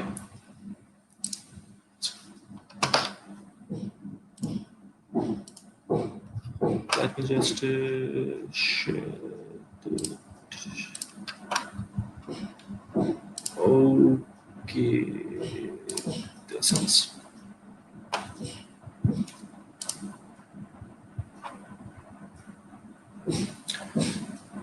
So here we are talking about the Entity Framework Core 5.0, the latest version provided by the Microsoft. It is a cross-platform open source network. So, okay, next, yeah, we are. So now we are going to give a brief introduction about the Ef4. That is about what is Ef4. So Ef4 is basically a object relational mapper, which actually maps the data base query things or the data or the information from the SQL from the databases to object, which can be read and manipulate in the programming language like C# and others as well, which can be supported by the Microsoft Ef4. Why we are using Ef4? So since it is a cross after .NET Standard 2.0, we can actually use it as a cross-platform applications. Like we can use it in Linux, we can use it in Windows and other platform as well. in EF4 to 5.0, we can also, there is a support of Azure SQL Server as well, and Cosmos DB as well. The previous SQL Server and MySQL were already supported by the previous version of EF as well. Here is the link if you want to check it, guys. Let me share with you. Okay. Another feature of the EF4 is which has already been introduced in EF as well. It is about LinkU, the language integrated query. So what is LinkU? LinkU is something helping hand-on through which a programmer or a software engineer can actually manipulate or call or update whatever filter the data sets within the programming language just by the using easy words. It cannot be supported by any other language yet. Then we have unit of work to track changes to handle concurrency. Yeah, in EF core we have something like unit of work that keep the record of and track the changes around whatever the thing is.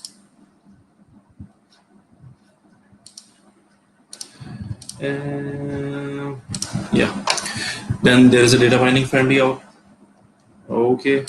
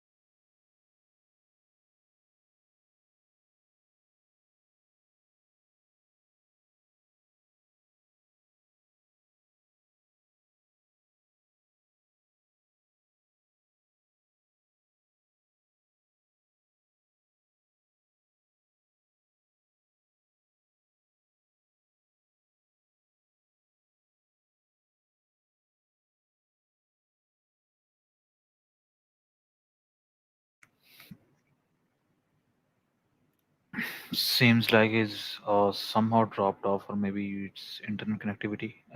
We're trying to contact him back. Just hold on a minute or so.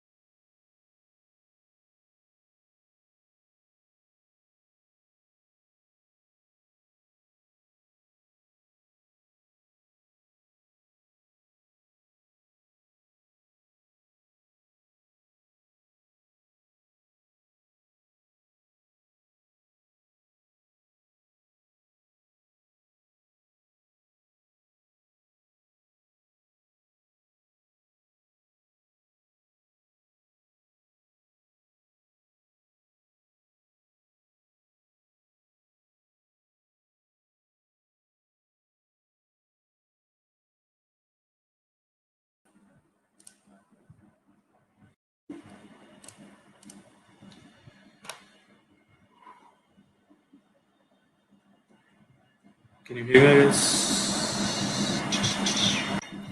Yes, we can hear you. It seems like your network Sorry. is.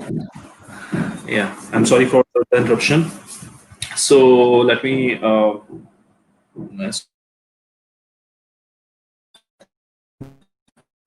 last thing we already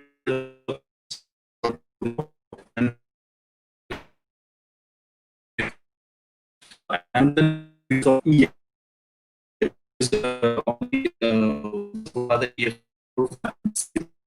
So first thing,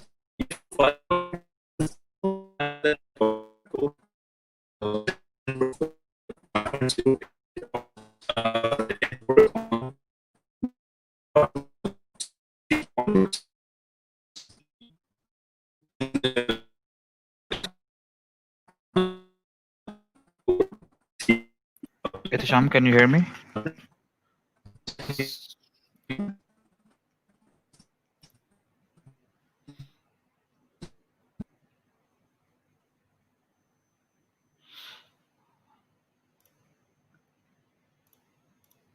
Okay. I'm sorry, guys. Speaker seems to be having issues with his internet connectivity. Unfortunately, let me take over, and I'll show you some real cool stuff.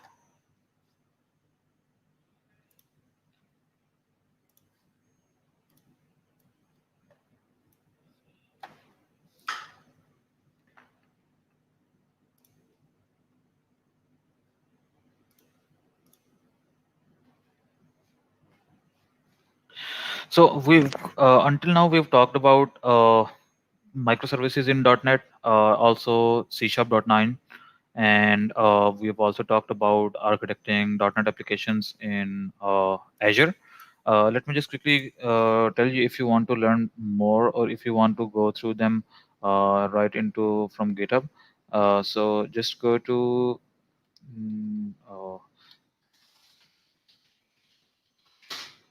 learn.microsoft.com, I believe it is. Yeah, docs.microsoft.com/learn. So if you go in here, this is basically the free platform from where you can get started and uh, get yourself like they have courses for beginner levels and also intermediate level and advanced level courses. So if you like search in here, for example, microservices. So you see they have a whole lot of modules available for microservices in Azure and ASP.NET Core, and they also have the certification tracks for microservices. And if you go into like github.com or just go in dot just download dot 5. You can go and download .NET 5 from in here, and if you just go into the home page of it, you'll see there are a whole lot of options available that Microsoft supports for the .NET platform. So you can create web application, mobile application. We've talked about Xamarin in our keynote, and you can create your mobile application using Xamarin 5, and also you can create your desktop applications using .NET 5 as well, using WinForms and WPF. Also, you can create your Windows 10 based application for UWP and IoT based application on Azure. So Azure has a whole lot of support for microservices, and .NET is really welcoming to microservices in its latest architecture in .NET Core 3.1 and .NET 5. So if I go into, for example, microservices and IoT, so we can see we have multiple stuff in here. There is a whole book available. The tutorials are available for free, and you can also integrate Docker in your microservices. You can containerize your application based on uh, Dockers or Kubernetes, or and you can host them on your Kubernetes clusters on Azure or AWS or wherever you want to. So if I go into azure.microsoft.com, So for IoT, let's talk about IoT. So they have a whole lot of support for IoT in UWP applications as well, and also the support for Nano framework.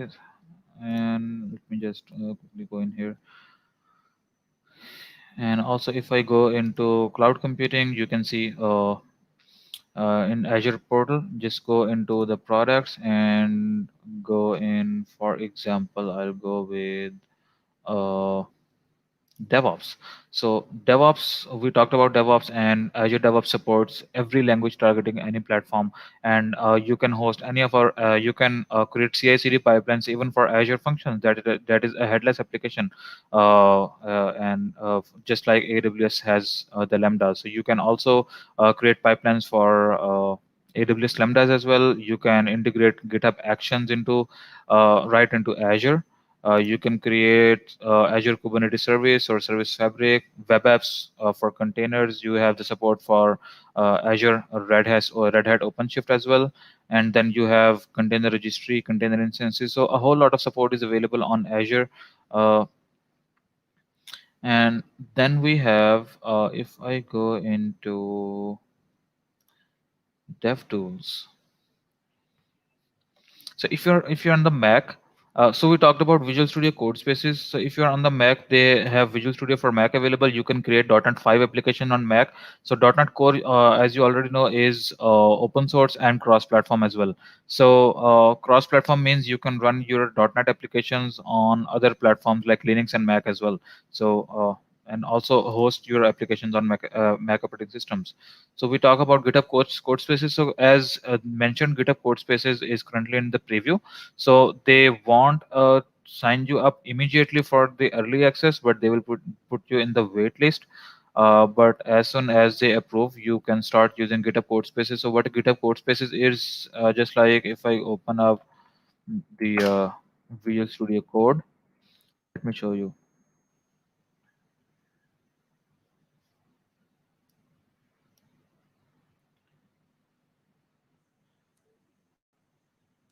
Um,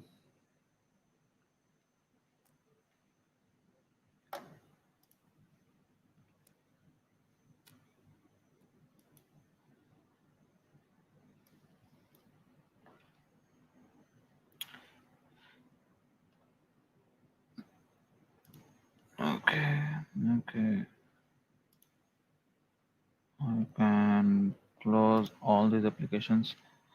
So I believe you all are familiar with Visual Studio Code as well. So GitHub Codespaces is, you can say, it's a whole Visual Studio Code on the cloud platform. So they've created this and integrated it right into Visual Studio. And if I go in here and show you the Codespaces documentation.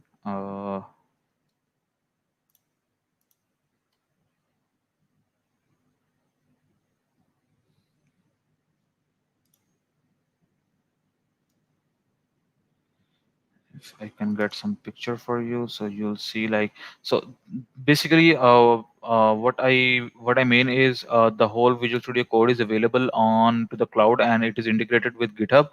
And the UI that you're already familiar with, it's exactly almost the same onto the cloud, and it will work like a charm. So if you go to the GitHub and open up any repository, for example, I go into the .NET Foundation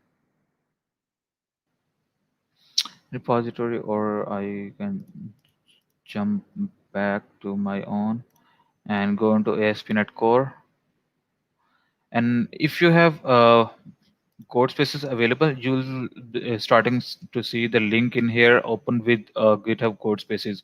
So as soon as you click on GitHub Codespaces, it will open your the existing repository into the new tab and bring up GitHub Codespaces in front of you, and start and you can start writing your code and changing your repositories and modifying the code right into your browser.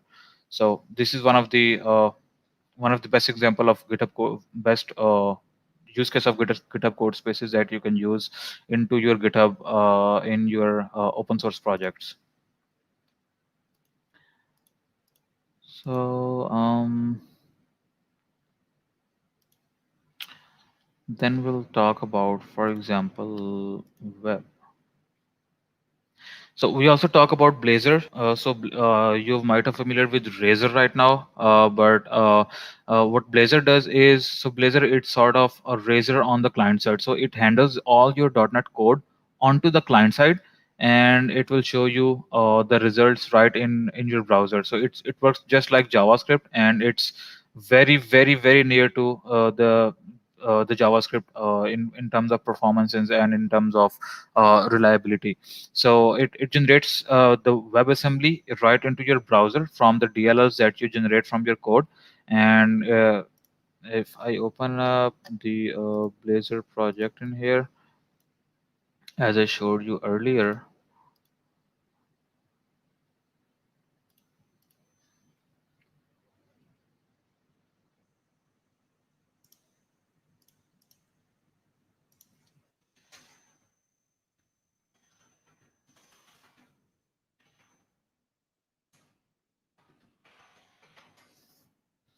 and just go into Blazor application, Blazor app 2, non-safe. So it will ask about what type you want to select for Blazor. So is it WebAssembly or is it serverless based? So how server based works is, so basically what it does is it generates a WebSocket connection into the backend. You don't have to configure it all the way. So it automatically generates a WebSocket connection. For example, in .NET, it generates a SignalR connection, and it communicates from front end to back end simultaneously from the backend connection, and then it communicates to your web application from uh, server to the client. And then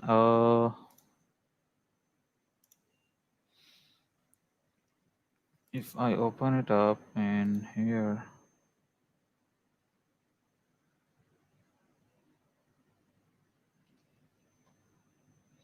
and let me show you one more thing.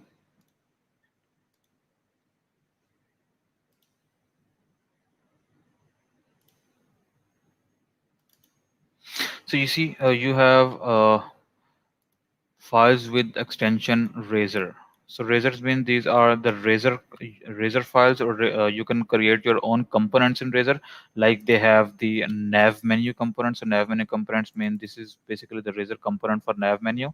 And you see there is a C# code right into the bottom of the file that is using to toggle the nav menu for the Razor application. So if the nav menu is collapsed, so it will contract it, and if it is contracted, then it will expand it uh, right in your own browser. So you have on-click functions. You can click your C# function from your JavaScript on-click right within your HTML. You can match. You can use match phrases, and you can create your own components in here. And then you have the server prompt. So you can create your own parameters in here. For example, if you have a component and it expects a parameter from another component, so you call a component from another component, and it expects a parameter. So here you can define a parameter in here.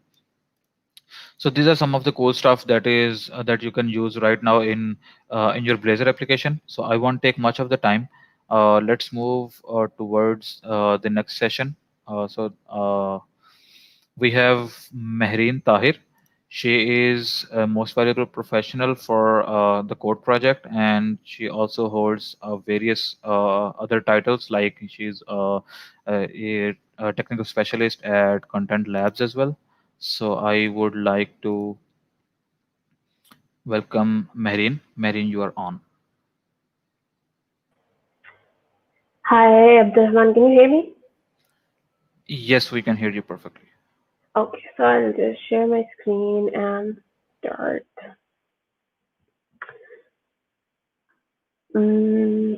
Okay. Hi, everyone. This is Mehreen Tahir, and I'll be talking about ML.NET in the real world today. What Abdurrahman missed is I'm also a PhD researcher at ML Labs for machine learning. Currently, I'm in my first year. I'm also an author and content specialist with contentlab.io, and I am an MVP with Code Project. So without further ado, let's start talking about what is machine learning. So if we are to talk about machine learning, we need to start first with artificial intelligence. Basically, artificial intelligence is just mimicking human behavior and intelligence. So it gives you a computer an ability to perform tasks which are associated with common intelligence. This could be reasoning, discovering patterns, generalization, or it could be learning from the past experience. And if you have been using social media, you would have seen those memes. Machine learning or artificial intelligence is nothing but the if-else statements. So yes, artificial intelligence mostly has those nested if structures, and it is very difficult to scale if you have a very complex structure, or you have a complex behavior to mimic. And that's where machine learning comes in. It's a subset of artificial intelligence, and what we do here is we get computers to predict without being explicitly programmed. What this means is we train a computer in a way that it learns patterns and then it tries to predict on the same pattern. Another subset of it is deep learning, which just to give you an introduction, we won't be talking much about this part, but this is a subset of ML. And what it does, it basically works as if the human brain works. So there are neural networks that we work in deep learning, and this is for more critical tasks. So when where parts comes in, like image recognition and stuff, that's where mostly we use deep learning. Okay, so what machine learning landscape looks like. If you have been working with machine learning or artificial intelligence, you would mostly be working in Python. And it has a lot of frameworks and libraries right now. First and foremost comes scikit-learn, which is the main library we work in for machine learning and stuff. And then there's TensorFlow, which also allows you to work with deep learning models and stuff. There's PyTorch, and also there's Keras, which is basically an open source library and a framework. You can think of it as an interface because you can use various models, and it also provides you an interface to work with TensorFlow and other libraries. And of course, there's Onix. So what you can do is you can basically consume pre-trained model using Onix, and it allows you to switch from one framework to another framework. And then there's Microsoft. So at the very basic level, Microsoft offers Azure Cognitive Services. Azure Cognitive Services mostly work with pre-trained models. If you have used it, these are mostly already developed by Microsoft specialists, and you don't need much data scientist expertise here. You can just take it, consume it with a few lines of code, and it's good to go. And it pretty much covers most of the scenarios. So for image recognition, for I guess sentiment analysis as well, there is few for security, Q&A makers, and there are a lot of other Azure Cognitive Services that you can just consume. And it pretty much works with basic scenarios. But sometimes we need more complex things to work on. We need a little bit of customization. So that's where Azure Machine Learning comes in, which requires a little bit more expertise and your knowledge in machine learning. We can train our customized model here. We can retrain, we can consume another model. We can also download the model using Azure Machine Learning Studio. And then there's also WinML. So it's basically, this is also for consumption. So what you do is take a pre-trained Onyx model and you can consume it using WinML. Then there's ML.NET, which we will be mainly focusing on in today's session. So what is ML.NET? ML.NET is an open source and cross-platform machine learning framework for .NET.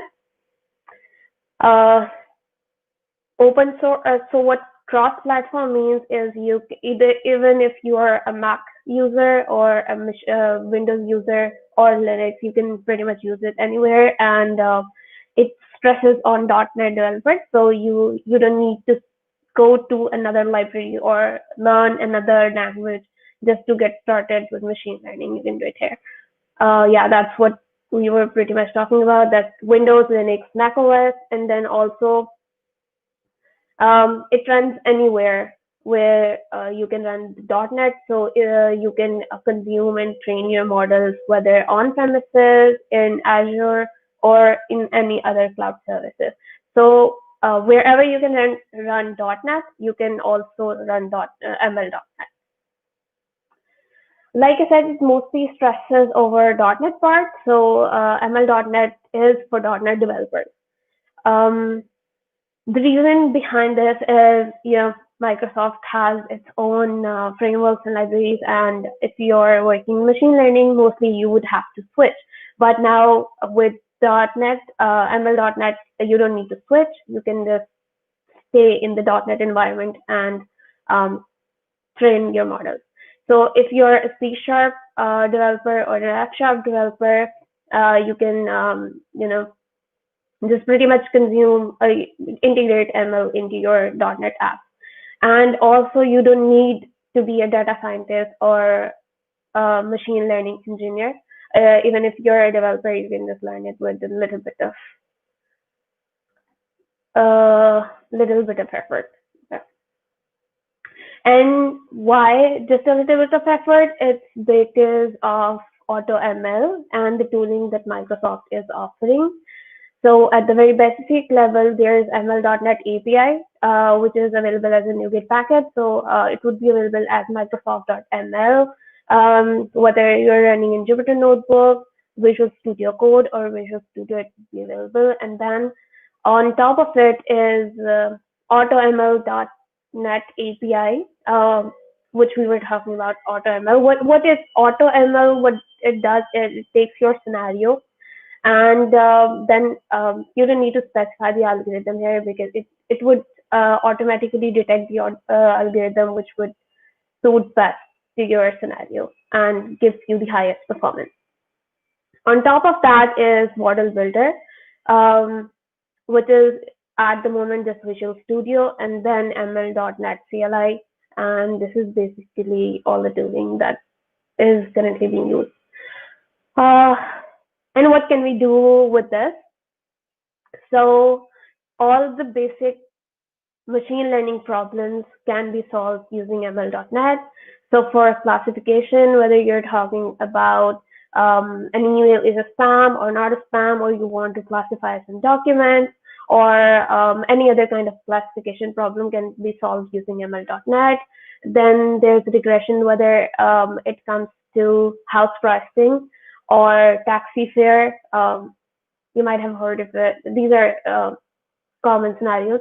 So you can predict the house pricing using different features and the fare for taxis using regression. And then there's also forecasting. This is mostly suitable for the business scenario. So what it does is it learns from your previous sales or previous all the trends that have been working in. It will try to forecast the trends that is coming up. Anomaly detection are all the scenarios where you want to run the outliers. Outliers is something which is not normal. There's one normal pattern in the data, and then there's something which doesn't seem normal. A value could be very skewed. That's what anomaly detection is all about. So using anomaly detection, we see if something is going on, if there's a peak or something.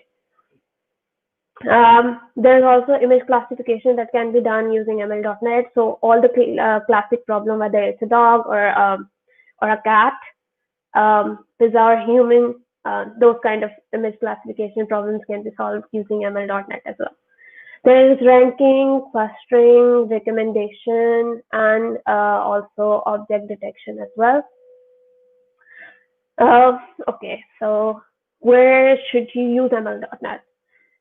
For sure, if you're a .NET developer, you would want to stay in .NET ecosystem, and ML.NET would allow you to stay in ecosystem, but also work with the machine learning. And also, it's a higher level. I would say, like it just covers up all the low-level complexities of machine learning. So you don't need to start everything from scratch. You can just build on top of everything and work with it. Okay, so, but it also allows you to train custom models as whatever suits your scenario. So either you can just take up a pre-trained model developed by Microsoft experts, or you can train your own models and consume it. Okay, so since this is ML.NET in real world, we are going to see a few scenarios where we are using ML.NET and talk about it. So first is sentiment analysis. What it does is, in this problem, we try to predict the sentiments of any statement or comment, if it's a positive or negative. It could be a tweet, it could be a Facebook post, it could be just comments over the broadcast or anything. So we can tell if it's a positive or a negative comment. Okay, so how it works is, let me pull it up actually. Yeah. So this is an example of IMDb review analysis. If you're a movie lover, you would be familiar with IMDb, and there are pretty much every movie has some reviews. So this model is being trained to tell if whatever the statement we will give it to we will feed it, if it will tell if it's a positive or a negative statement. So if I just show you guys how it's working.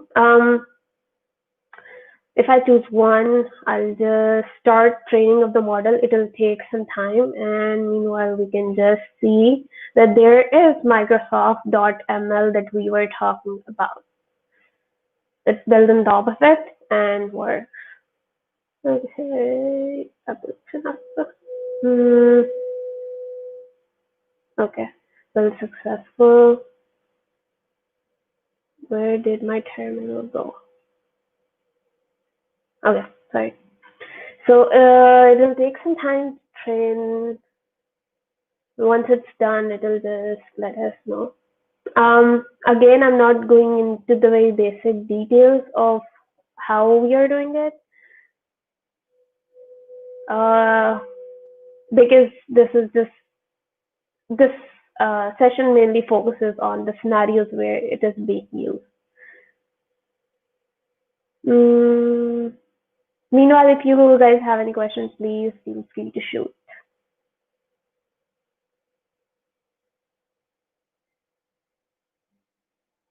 Okay, there is a long. No questions so far, Mehreen. Sorry, I couldn't hear it. No questions so far. You can continue.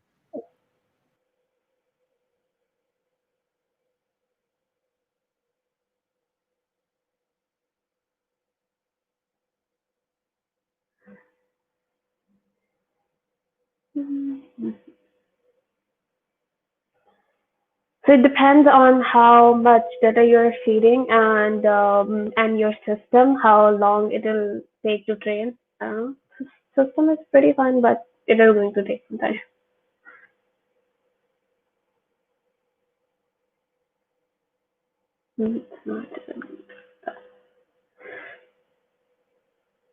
Once it's done, then we'll go ahead and test how good it did.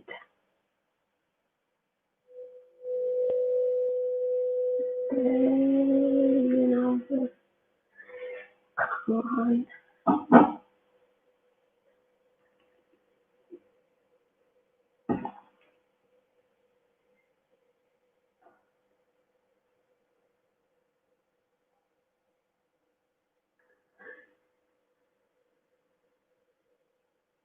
I just hope it gets done.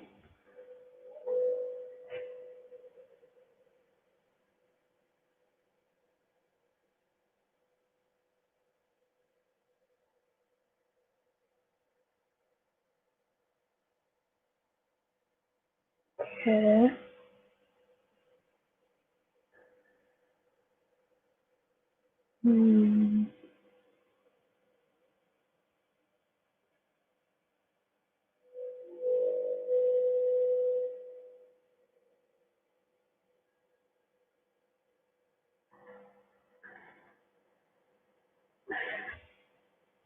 Usually it takes around 3-4 minutes to train a reasonable model.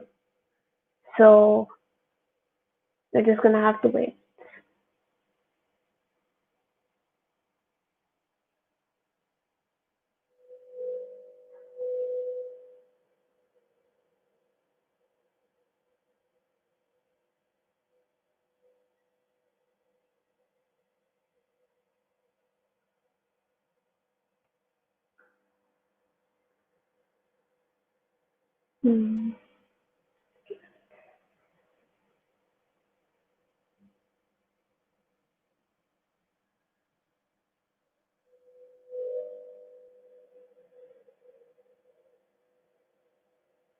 I should know the role is what's going on.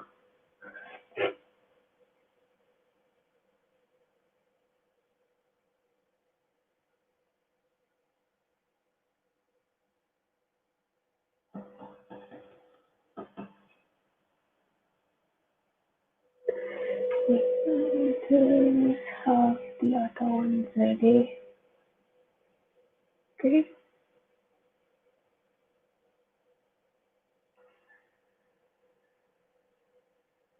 So you can create either console applications, or you can also create web applications and integrate with the ASP.NET or other technologies that you would want to work in. There is no restriction by Microsoft. Okay, I guess we'll come back to it. Meanwhile, let's continue with the presentation. So the next scenario that we will be talking about is forecasting problem. Like I said previously, what it does is it'll learn from your past trends, and then it'll predict the future trends. And usually the businesses uses this kind of scenario. So whatever the time, it will perform a time series analysis and let you know all the trends that you can expect. For this, we have another demo. See if we have the output of this yet. No, we will come back to it. I will just fetch the other one.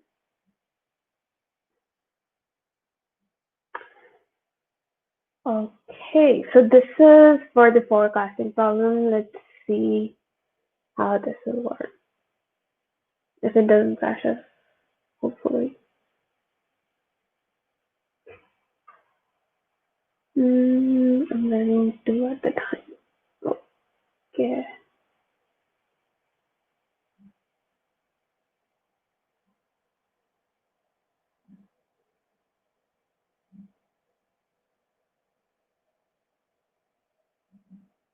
Reloaded.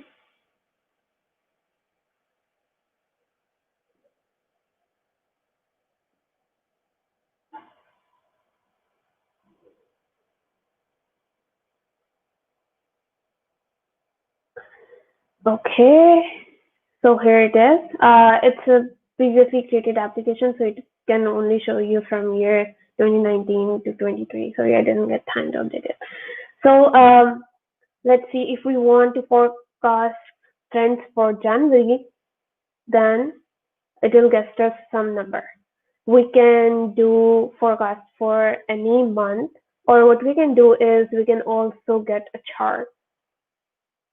So this is how it will tell us this was the historic data, and then on the base of this graph, the businesses can check how they want to perceive if they need a sale, how they want to boost their I don't know, business, whatever. We can change this in the chart, it will be the same, and then this is pretty much how it works.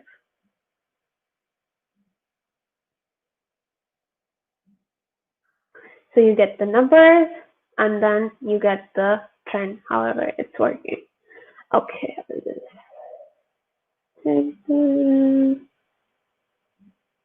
stop the application.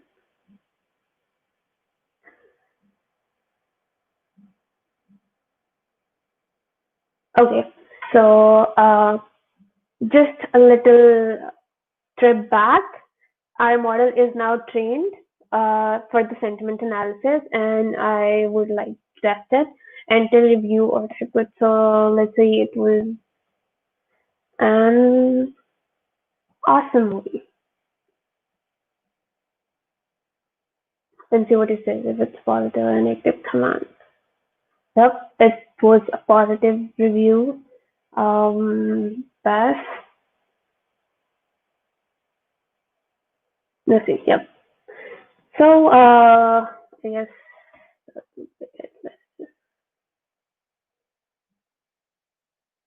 okay. And what another demo that I would like to show is for anomaly detection. Like I said, this is the scenarios where we want to detect the outliers. We want to check and identify the rare events which are not normal. Observation which raise suspicions by differing significantly from the majority of the data. This is where we will see the outliers coming in. So for outliers, we have another demo. Just one second, I'll just put it in. Yep, there it is.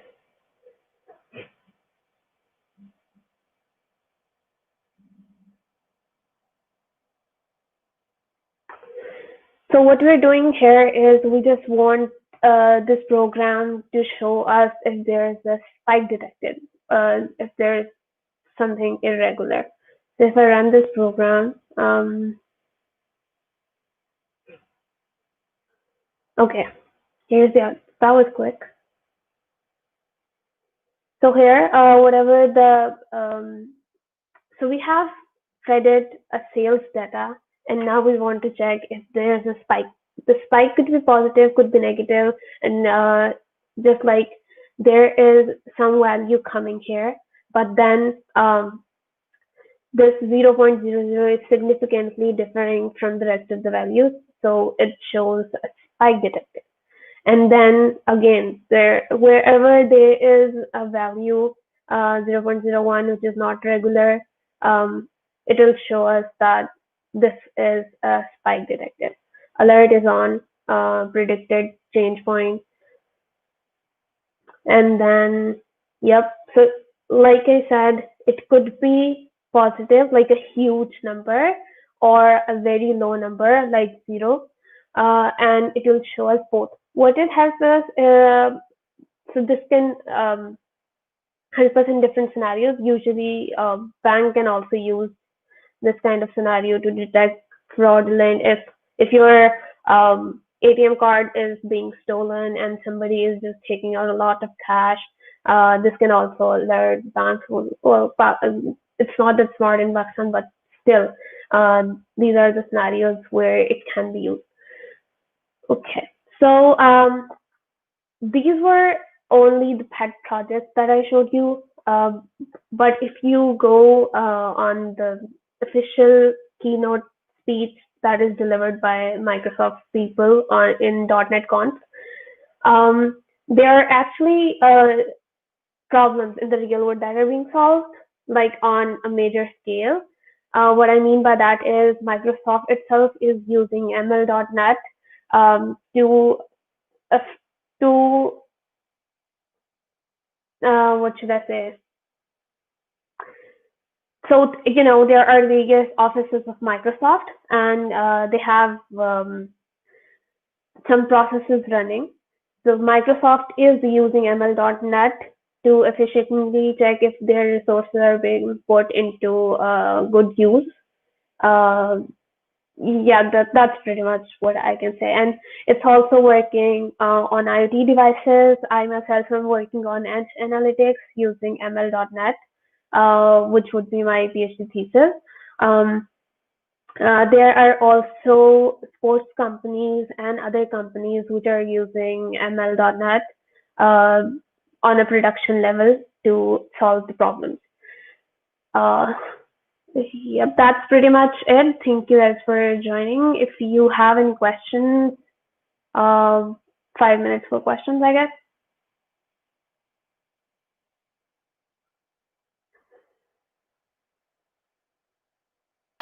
Okay, so I think we have one question. What's neural network? What is a neural network? Okay.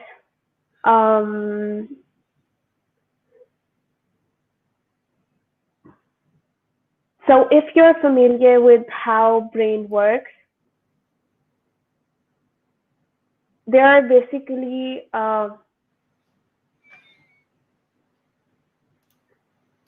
I'm just thinking of how can I explain it in simple words. There's okay.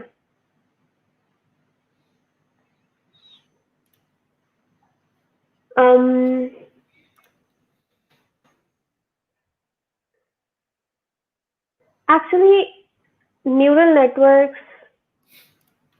what you can say, are computing systems which are inspired by how our brain works.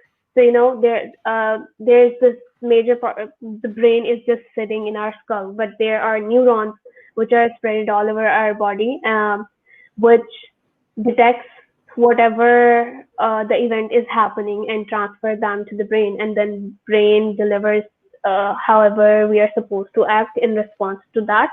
This is pretty much it. What we do is we feed our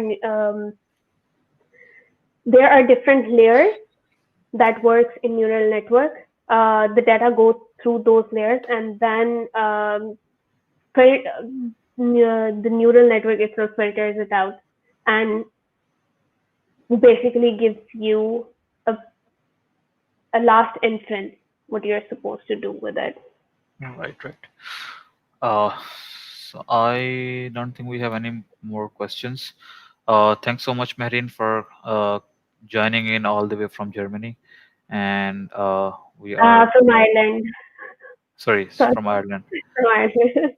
Okay, and we are honored to have you with us, and that was a great session. So thank you. Thank you so much for having me. Question was good, but I don't know. I couldn't explain it That's a very like abstract level question. Yeah, it's a very vague question or something. I don't know. I was expecting everyone would know. Yeah, someone already answered, by the way, in the chat window, so no worries. Okay, Your answer cool. was also great. Yeah, thanks. Thank you so much. See you around. Thanks. See you around. Bye. So